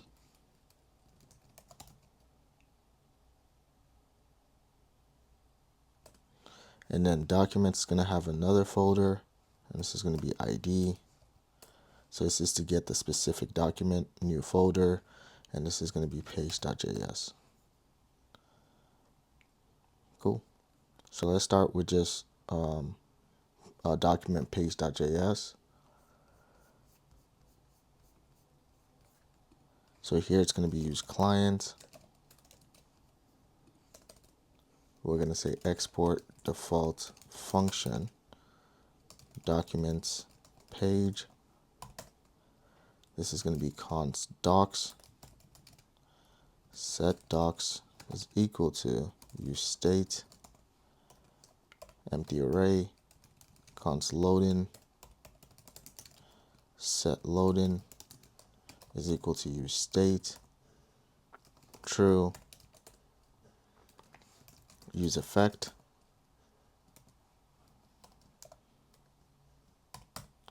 This is going to be a sync function, fetch docs, try catch, const res is equal to await fetch slash API slash documents, const data is equal to await res.json, set docs is going to be data, catch error is going to be console.error error. Finally, it's going to be set loading false. We're going to say fetch docs, and this is going to be an empty dependency array. So now we're going to say if loading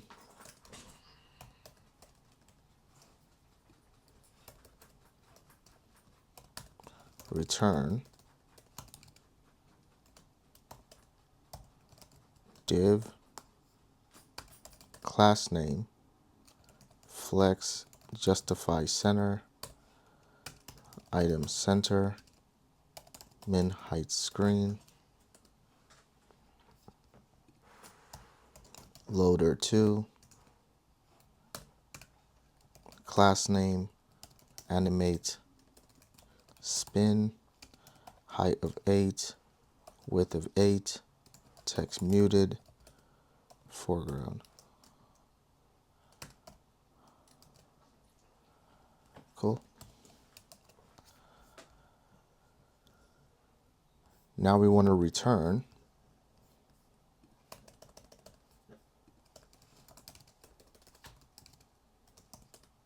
and this is going to be div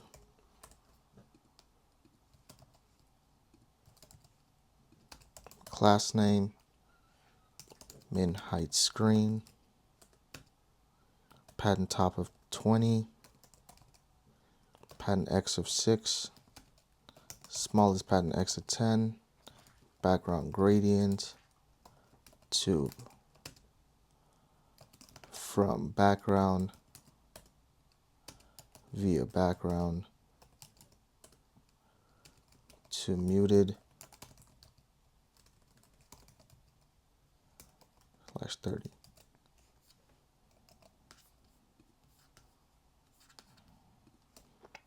Cool. Now we want to create the page header. So we're going to say header class name margin bottom of 12 text center small text left h1 class name. We're just going to copy this.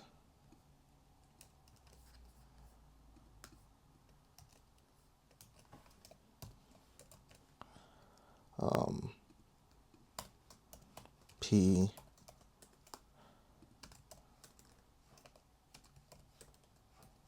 class name is going to be text muted foreground margin text of 2 margin top of 2 text base browse and view the resumes and cover letters you've generated.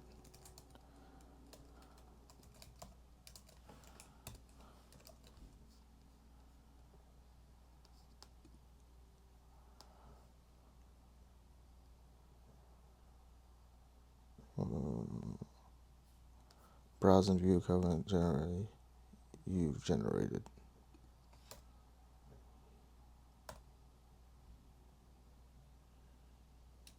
That's fine. Header.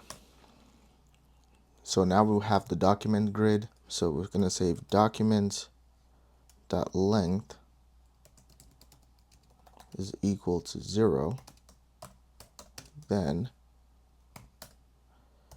P class name text muted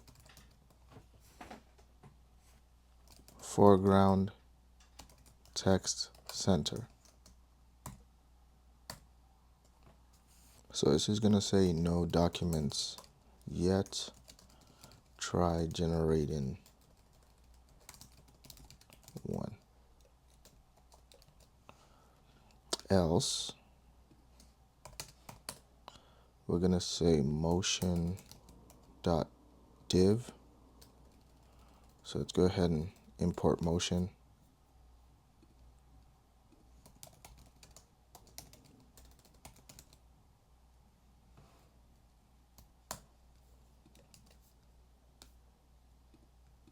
So here we're going to say motion.div. Key is going to be doc.id. Oh, motion.div. So we're not there yet. We're just going to copy and paste this div.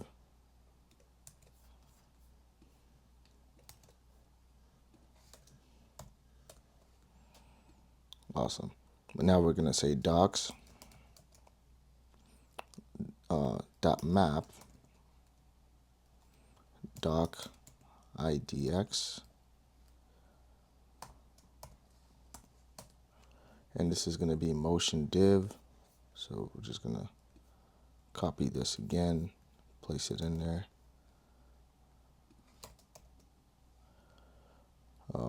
Link is equal, link href is equal to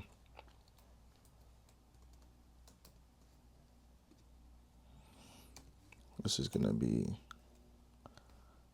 /documents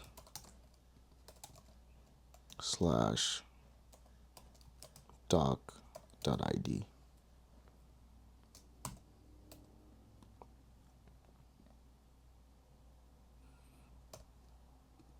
Card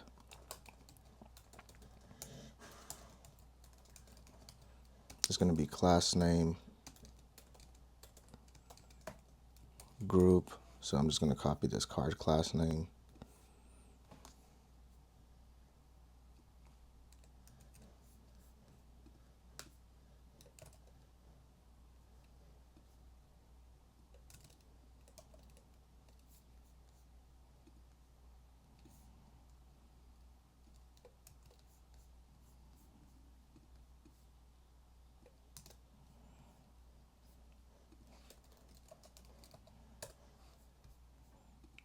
And then after card, we're going to have card header. And this is going to be card title.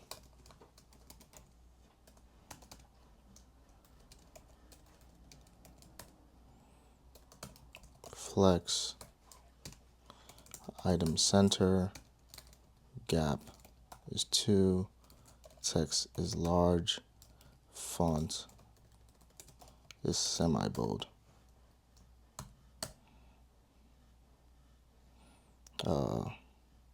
File text. Class name. Height is 5. Width is 5. Text is emerald. 500.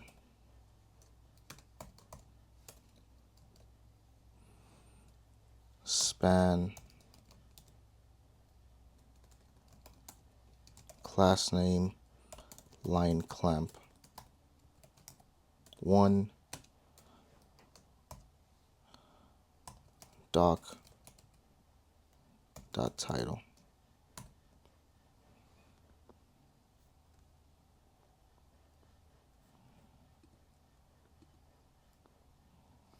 Now we have card content.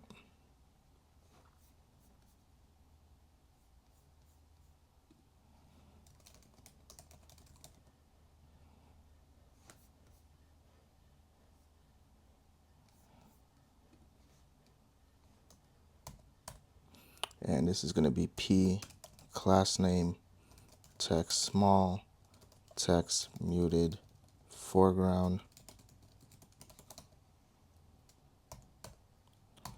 doc dot type is equal to resume.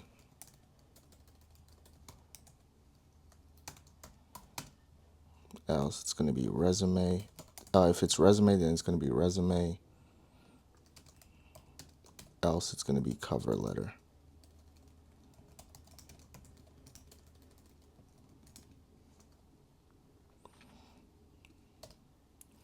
And then another P, class name, text small, text muted, foreground, on top of 1.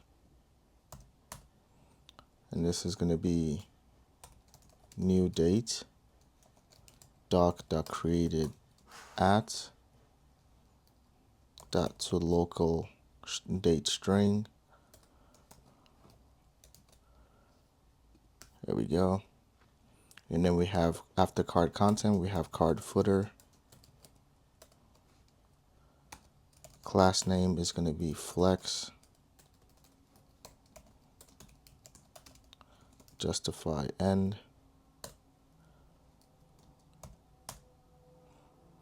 Span. Class name, flex, item center, gap 1, text small, text emerald, 600, group, hover, translate, x1, transition.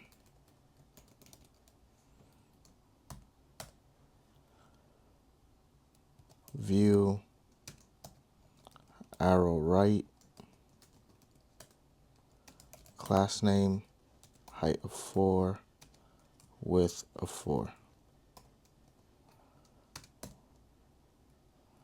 Span, card footer, card. There we go. Link. So this, let's see. We have link, motion dev.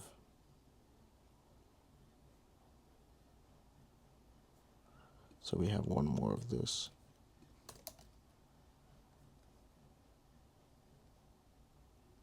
And then card content.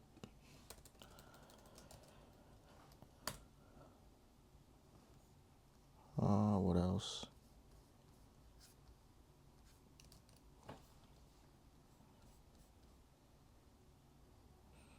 So why is this wrong? P, class name, text muted, foreground, margin top base. Browse and view the resumes and cover letters you've generated.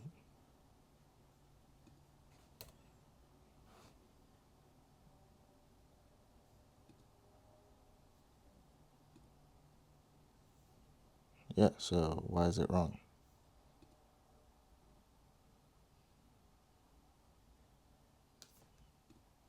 Okay, fair enough. You've generated, so let's see. So if we go to generate, there we go. So we have this. This is exactly what we want. If we go to profile, I don't think we've created profile yet. That's true. Documents, use state is not defined. I thought it was. So let's see. Use state.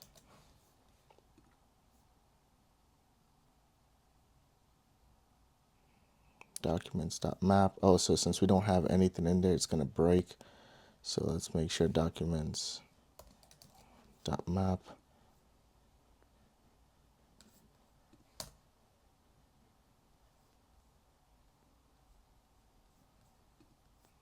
Why is that so? Okay, so let's come back to documents, API documents. So when we come back to API documents, we're going to change a couple of things. So we're going to say, so rather than error here, we're going to say return Next.js.json. And this is going to be an empty array.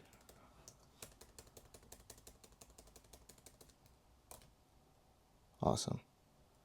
And the status here is going to be 200. So rather than the error object, we're going to respond with that. And then for our return, we're going to say docs or empty array. So let's see if this works now. So we're still getting this error. So we're going to come over to our use effect here. And here we're going to say set docs array dot is array. So we're going to make sure it's an array. Data, then data, else empty array. So let's try that now.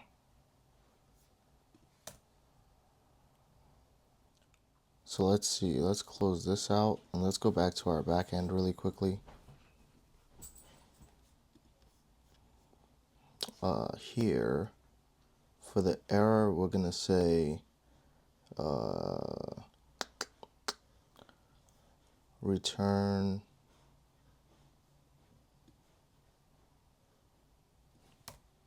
let's do this. Return Next.js.json empty array status 200.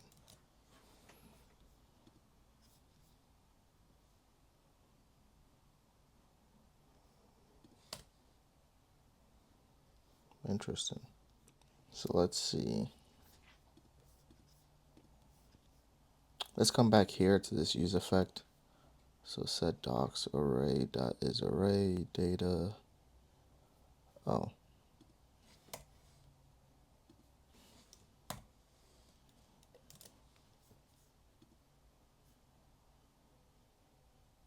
There we go. Okay.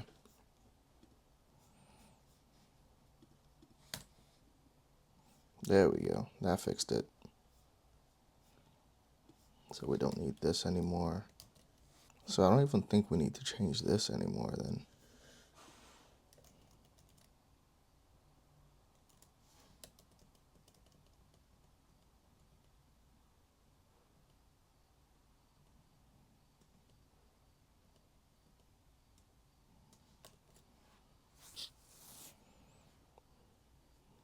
Yeah, so let's see. Do we still get it? Yeah, we're still good. So we didn't need to change this. We're good with this. We're good with the backend. We just have to make sure this is set to an array. Okay, so that's pretty much it for this one. So we have no document, so there's nothing. It's not gonna pull anything out from the database. So that's what we're supposed to have.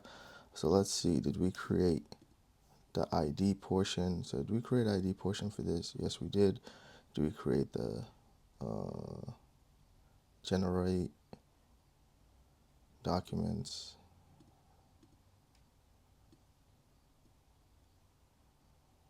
Page.js, documents, ID,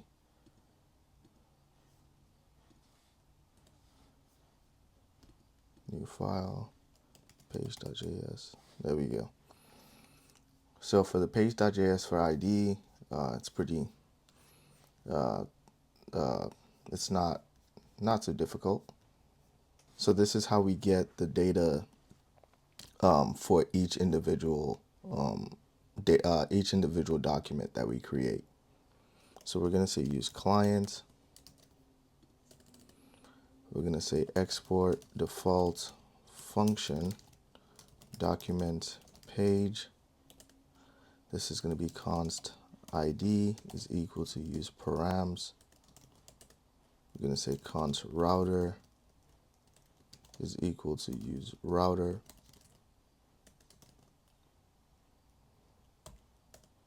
We're going to say const doc set doc is equal to use state null.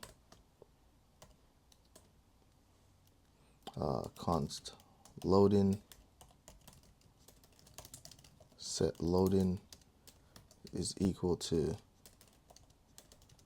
use state, and this is going to be true. Const deleting set deleting is equal to use state false. Awesome. Use effect. async function fetch docs try catch.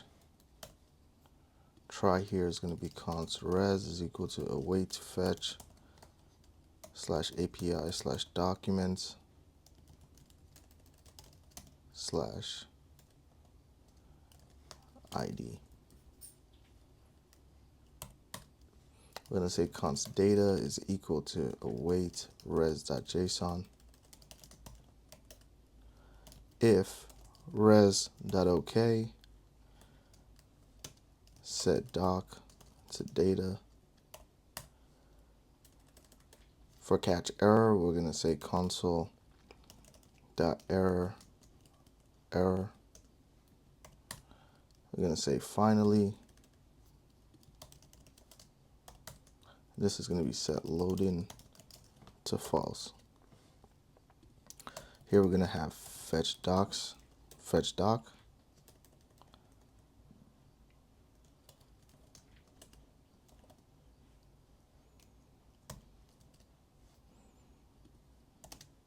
And it's going to be based on the ID. Cool. So now we want to create the async function handle delete. Here we're going to say if confirm are you sure you want to delete this document.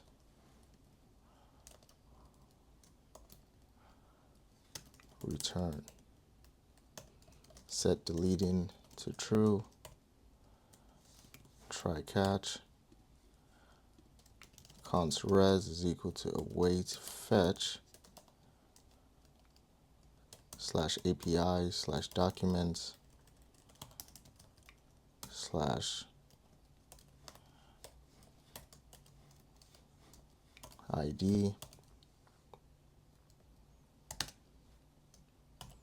method delete.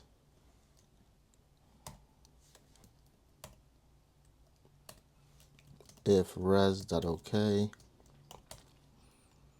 router.push slash documents catch console.error error finally set deleting to false. Function handle download. So this is how we download the document.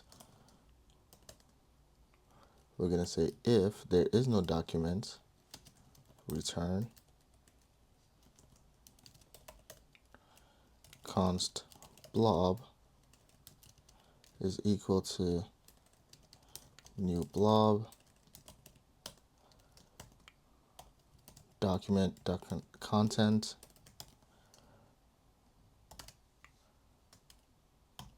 type is going to be text slash plain. Const URL is equal to URL dot create object URL blob. Const a is equal to document dot create element a dot href is equal to URL a dot download is equal to doc dot title dot replace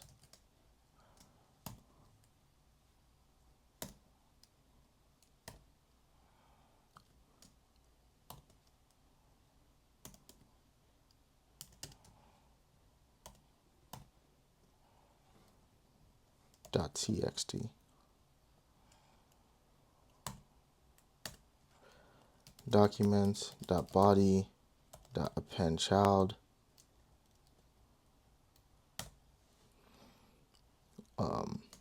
a.click,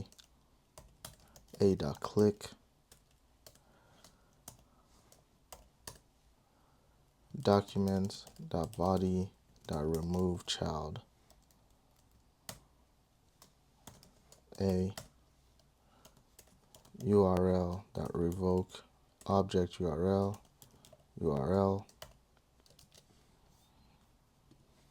if loading,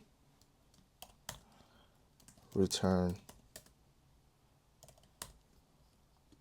div class name, flex justify center,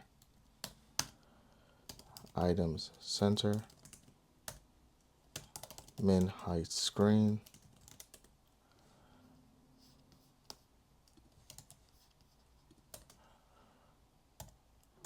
loader to class name is equal to animate spin h8 with 8 text muted foreground.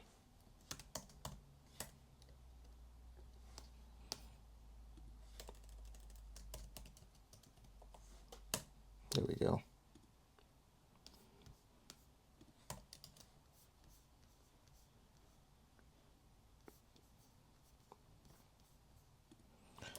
If there is no document, then return p class name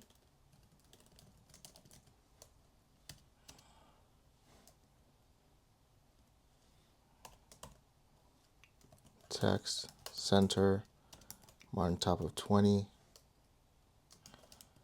document not found.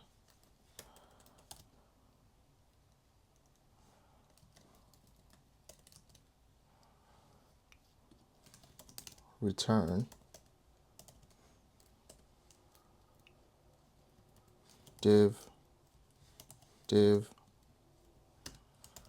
class name min height screen padding top of 20 padding x of 6 small padding x of 10, and then we want the link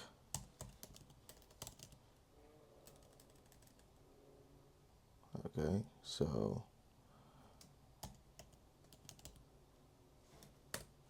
link href documents class name inline flex items center gap 1 text small text muted foreground hover text foreground.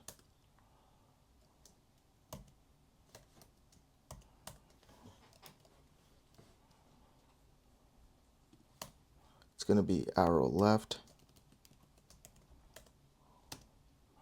class name, height of 4, width of 4, back to documents,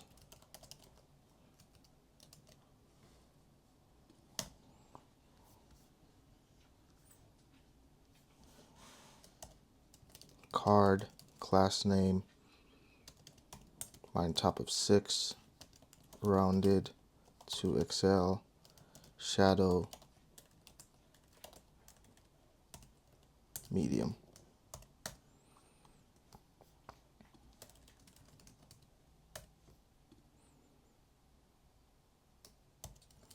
Card header, class name,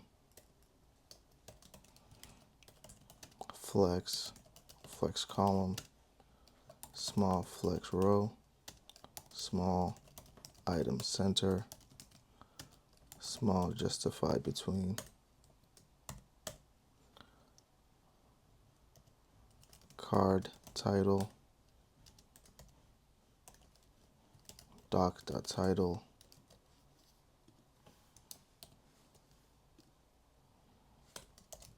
div class name, is equal to flex gap of 2, margin top of 4, small, margin top of 0, button, class name, flex, gap of 2, margin top of 4, small, margin top of 0.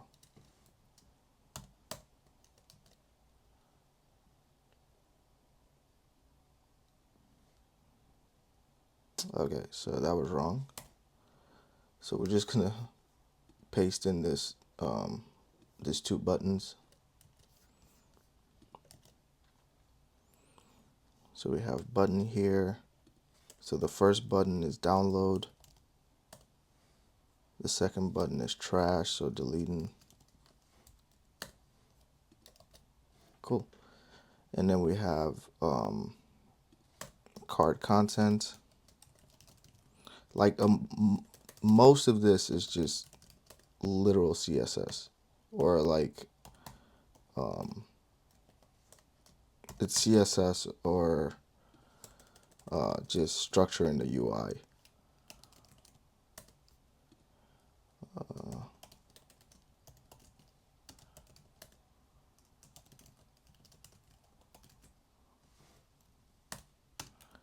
Text is going to be small, lead-in, relaxed, pattern of 5, doc.create, doc.content. And just like that, we're all done with the ID portion. So let's see, does it still work? Documents, no documents yet, yep. Generate documents, awesome.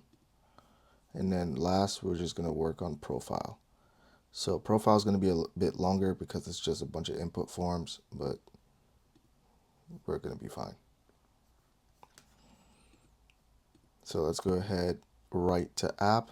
We're gonna create a new folder. It's gonna be called profile. It's gonna be new file, page.js. All right, so for profile, let's go ahead and get rid of these. So we're gonna say use client. We're gonna say export default function profile page. And this is gonna be const profile set profile equal to use state. This is going to be an object, and we're just going to paste this in.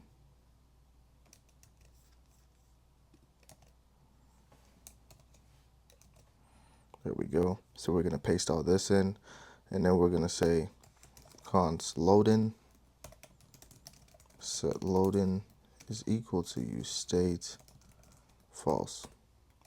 Const message set message is equal to use state empty array. Now we're going to say use effect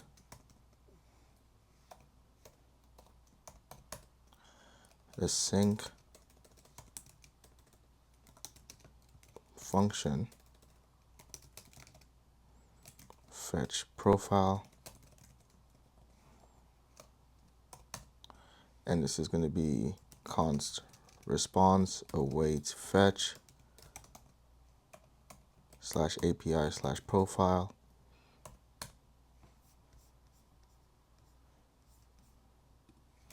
If res.ok, then const data is equal to await res.json set profile, and we're going to paste this in as well.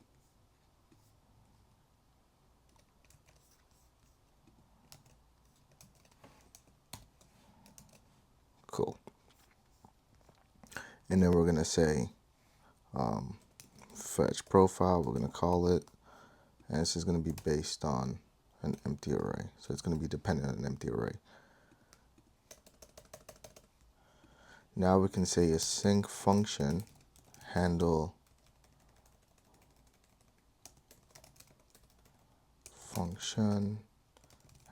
submit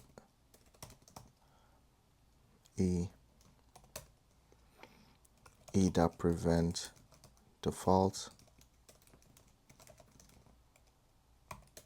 set loading is going to be true, set message empty string. Now we're going to have try catch. Try here is going to be const res equal to await fetch slash API slash profile method post headers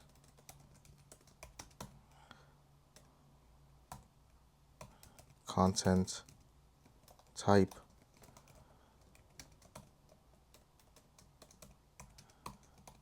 application slash JSON body JSON dash stringify profile.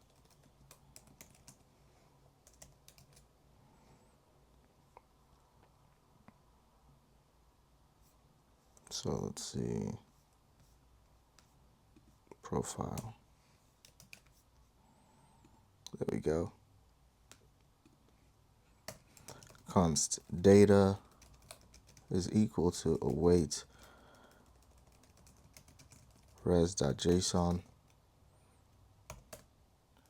if res.ok, if it's not okay, if response is not okay, throw new error data.error, else failed to update, so or failed to update. Set message profile was updated successfully.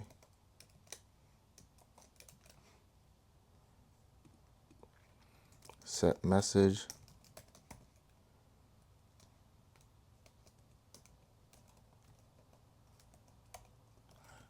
error.message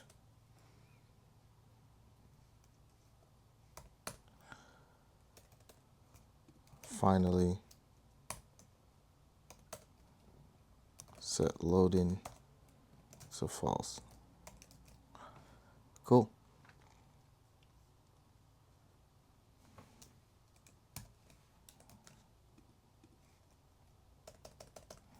Now we're going to have a function handle change field value, and this is going to set profile previous spread operator previous field value.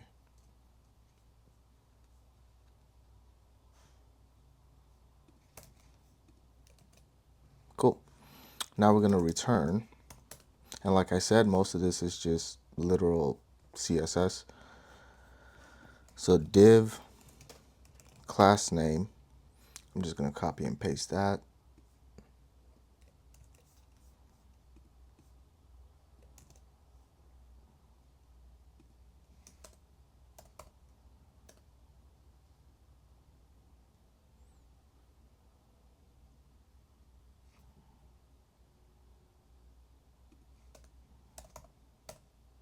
Okay.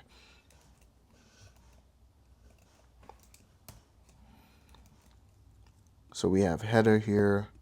After H1, we have P class name, text muted, foreground, margin top of 2, text base. And here we're going to say manage your personal information and keep your account details up to date.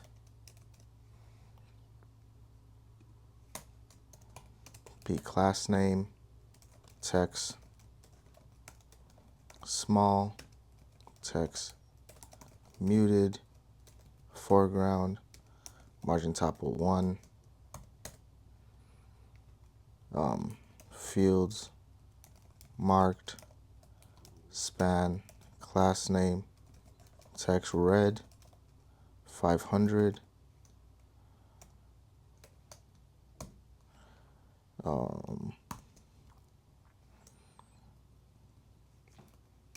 are required. So anywhere you see the asterisk, that means it's required, or asterisk, it means it's required. Here we're going to say motion, so we got to import it.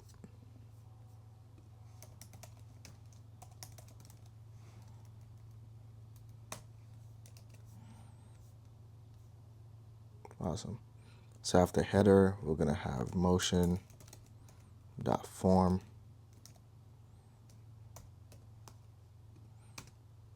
on submit. So you know what, we're going to copy and paste this as well.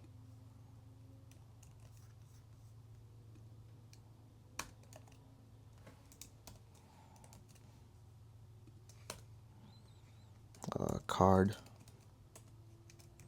class name, background, card 80,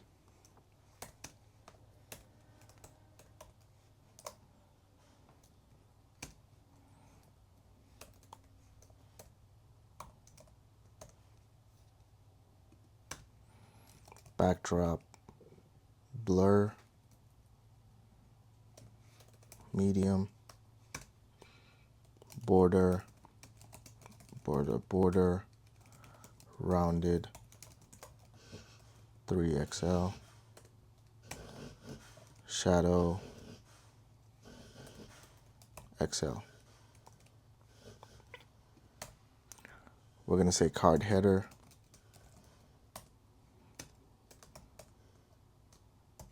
card title, edit profile, card description, class name, text small, text muted, foreground. These details will personalize your resume and cover letters. Then we go to header, and now we're going to have card content, class name, space, Y6, and here we're going to say it's going to be an object, an array of objects, and we're just going to copy and paste all this. There we go. And we're going to map through it.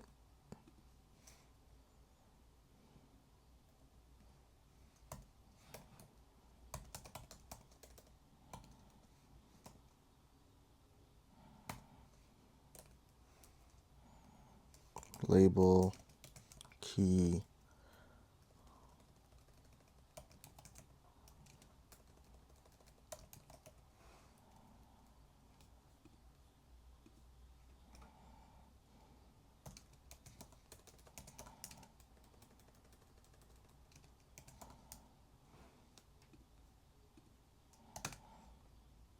type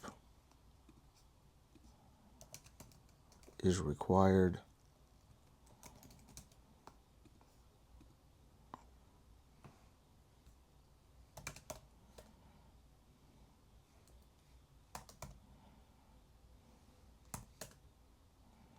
And here we're going to have div, class name, grid, gap is 2, key is going to be I, label HTML4 is equal to key,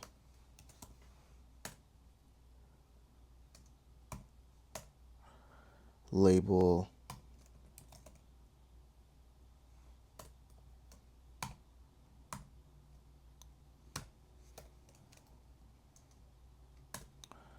is required. So if it's required, then we're going to say span class name text red 500. We're going to have that asterisk next to it. Else span class name text muted foreground text small optional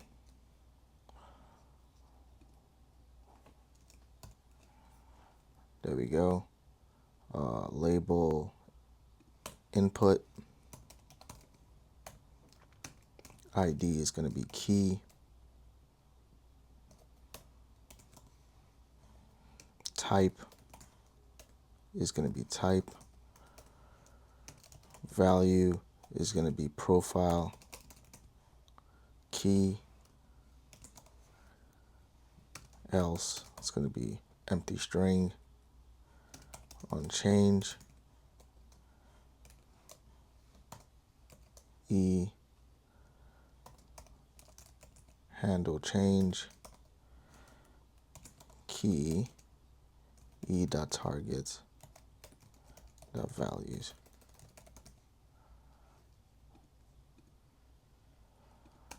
Required is going to be is required.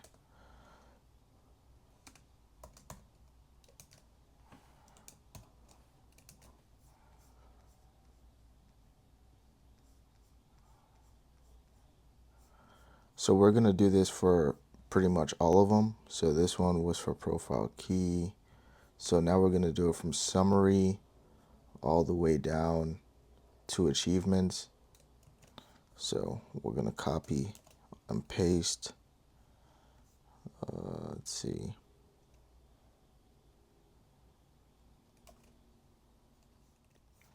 So after this, we're going to paste summary all the way down. So this is going to be summary, skills, experience, education, achievements. So we're going to save that, and then we're just going to fix all this. Text area. There we go. So this is pretty much it. So from summary, so this is summary. Then we have skills. Then we have experience. Then we have education. Then we have our achievements. And that's going to be it. So after card content here, we're going to have card footer. Class name is going to be flex, justify between, item center. We're going to have message, then P class name, text small, text muted, foreground, message. Here we're going to have button, type is going to be submit, disabled is going to be loading, class name, I'm just going to go ahead and copy the class name.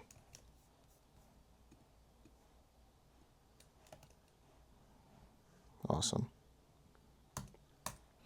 And then if it's loading, then we're going to say saving, else it's going to be save changes. And that's it. So just like that, we're done. So let's see what it looks like. So let's head over to profile, edit profile. There we go. It looks just like this. So now let's see if it works. So first name, we're going to say test. Last name, test. Test at test.com. Number 10, test. Number 10, test drive. City is test. Zip code is test. Well, zip code is 12345. Phone number is test. LinkedIn is test. Dot test.com. Test.com. Professional summary. 5 years at test.com.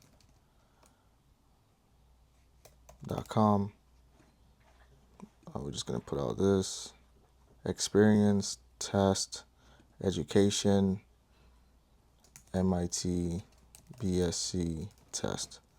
Achievements, AWS, test. Let's see if it saves. Okay, so it does not save. So let's see why. Oh wait, Prisma find unique. Please make sure the database is configured. Because database server, the credential for Postgres are not valid.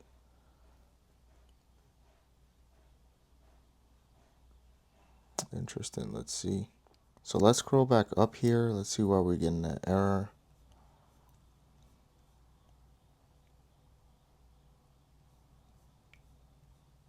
First of all, this should be put.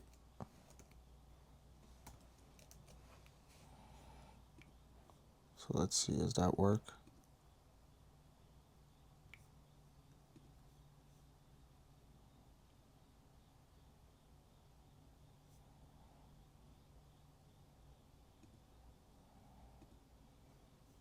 So it says something went wrong. So we have all the fields.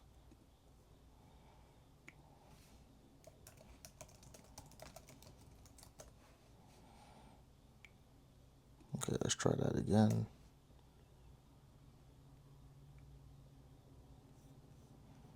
So first name, test, last name, test, email, test, test.com, address, test, city, test, zip code, test.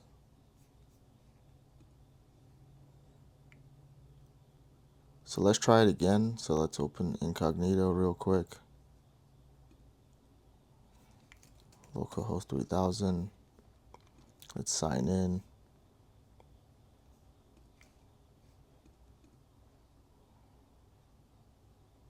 So let's go back to profile. Test, test, test at test.com. Test.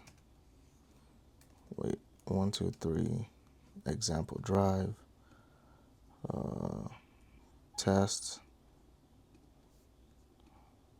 Tests. 1, 2, 3, 4, 5, 6, 7, 8, 9. Test at test.com. Test. Test. Test. Test. Something went wrong. So await.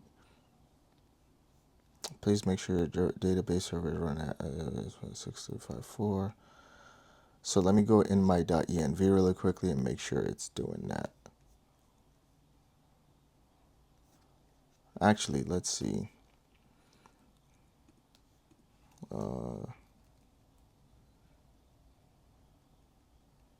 Let's generate. So let's say Prisma generate. Now let's try it again.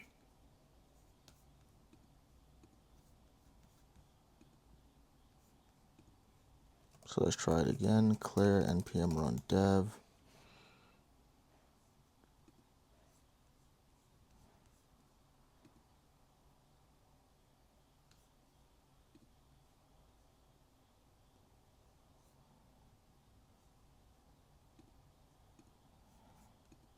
Let's inspect this.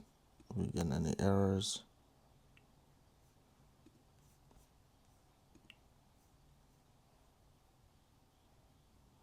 So let's see. Oh, this is wrong. This is Prisma.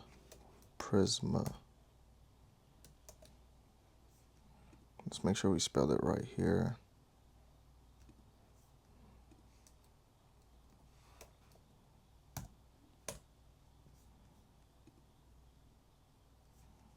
Okay, let's see if that works.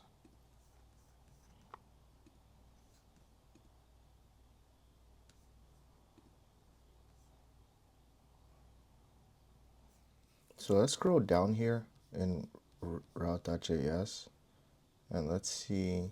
So we just have something went wrong here, but let's console the error. Console.error, error updating profile,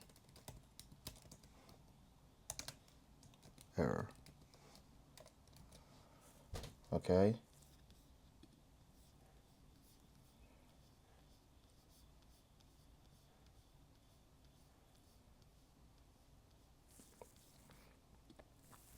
So let's see. Oh, that works. So profile was updated successfully. I don't know what I did. This is literally all I did to it. So now let's check Superbase. So we can come back to, we can leave incognito, come back here, tables, user. So let's go to table editor, user. There we go. Everything's in there.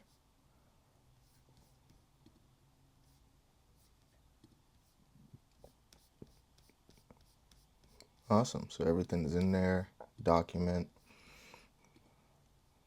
So let's generate a document, see if that works. Software engineer, company, Acme, test. Generating. Something went wrong. What went wrong here? Inspect.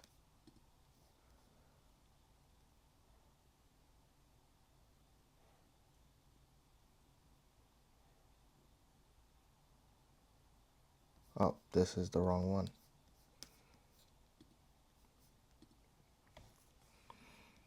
That's why. So let's head over to localhost 3000. Redirect is not, okay, page.js. Redirect.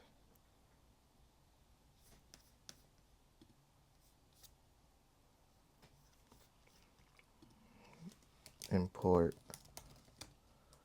Redirect. There we go. So we have profile. There we go. So that works. Start generating. Test. Generate.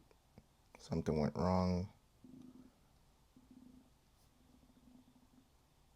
Oh, I said kind ID. So in generate.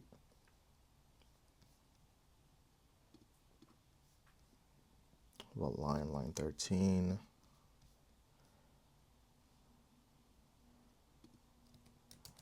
Yep, that's correct now. So let's try it again. Failed to generate document. Why is that?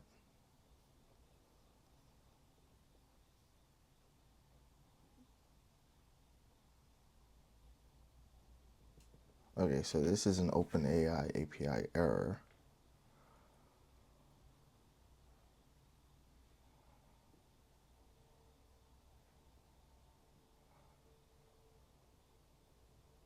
So that should say 40, not 40. So let's go back to generate.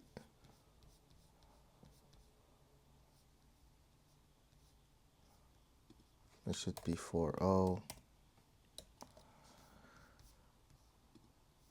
Let's try it again.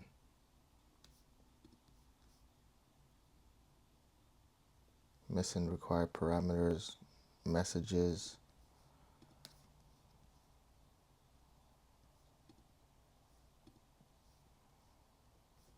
Let's refresh this.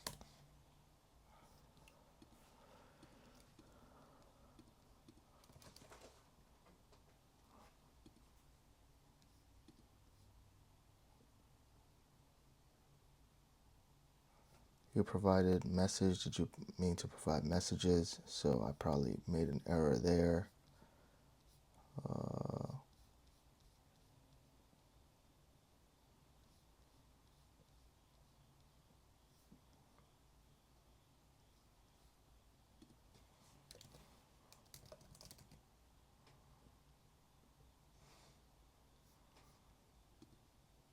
So let's make sure that says messages.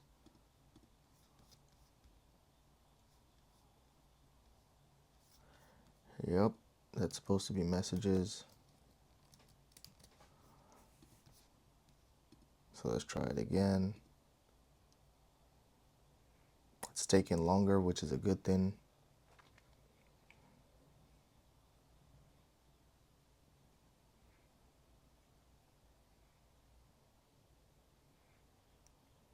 So it's still generating, so that's typically good. So the resume created. Let's try it for this. Let's generate. Let's see if this does the same thing. It's taking longer, so that's good again. Let's see if it does it. So let's view our documents. There we go. We can see view. Ooh. So there's an error here for ID. Page.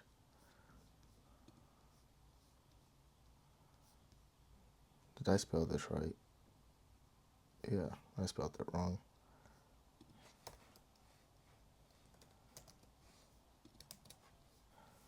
Let's see. What was the error? Line 13. Router, use router.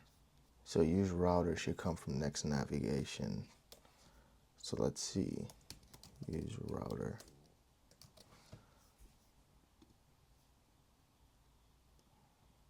There we go. And now are we able to download? Yep, downloads pretty well. Let's go to cover letter. Yep, works. We're able to download. Downloads pretty well. There we go. Can we delete?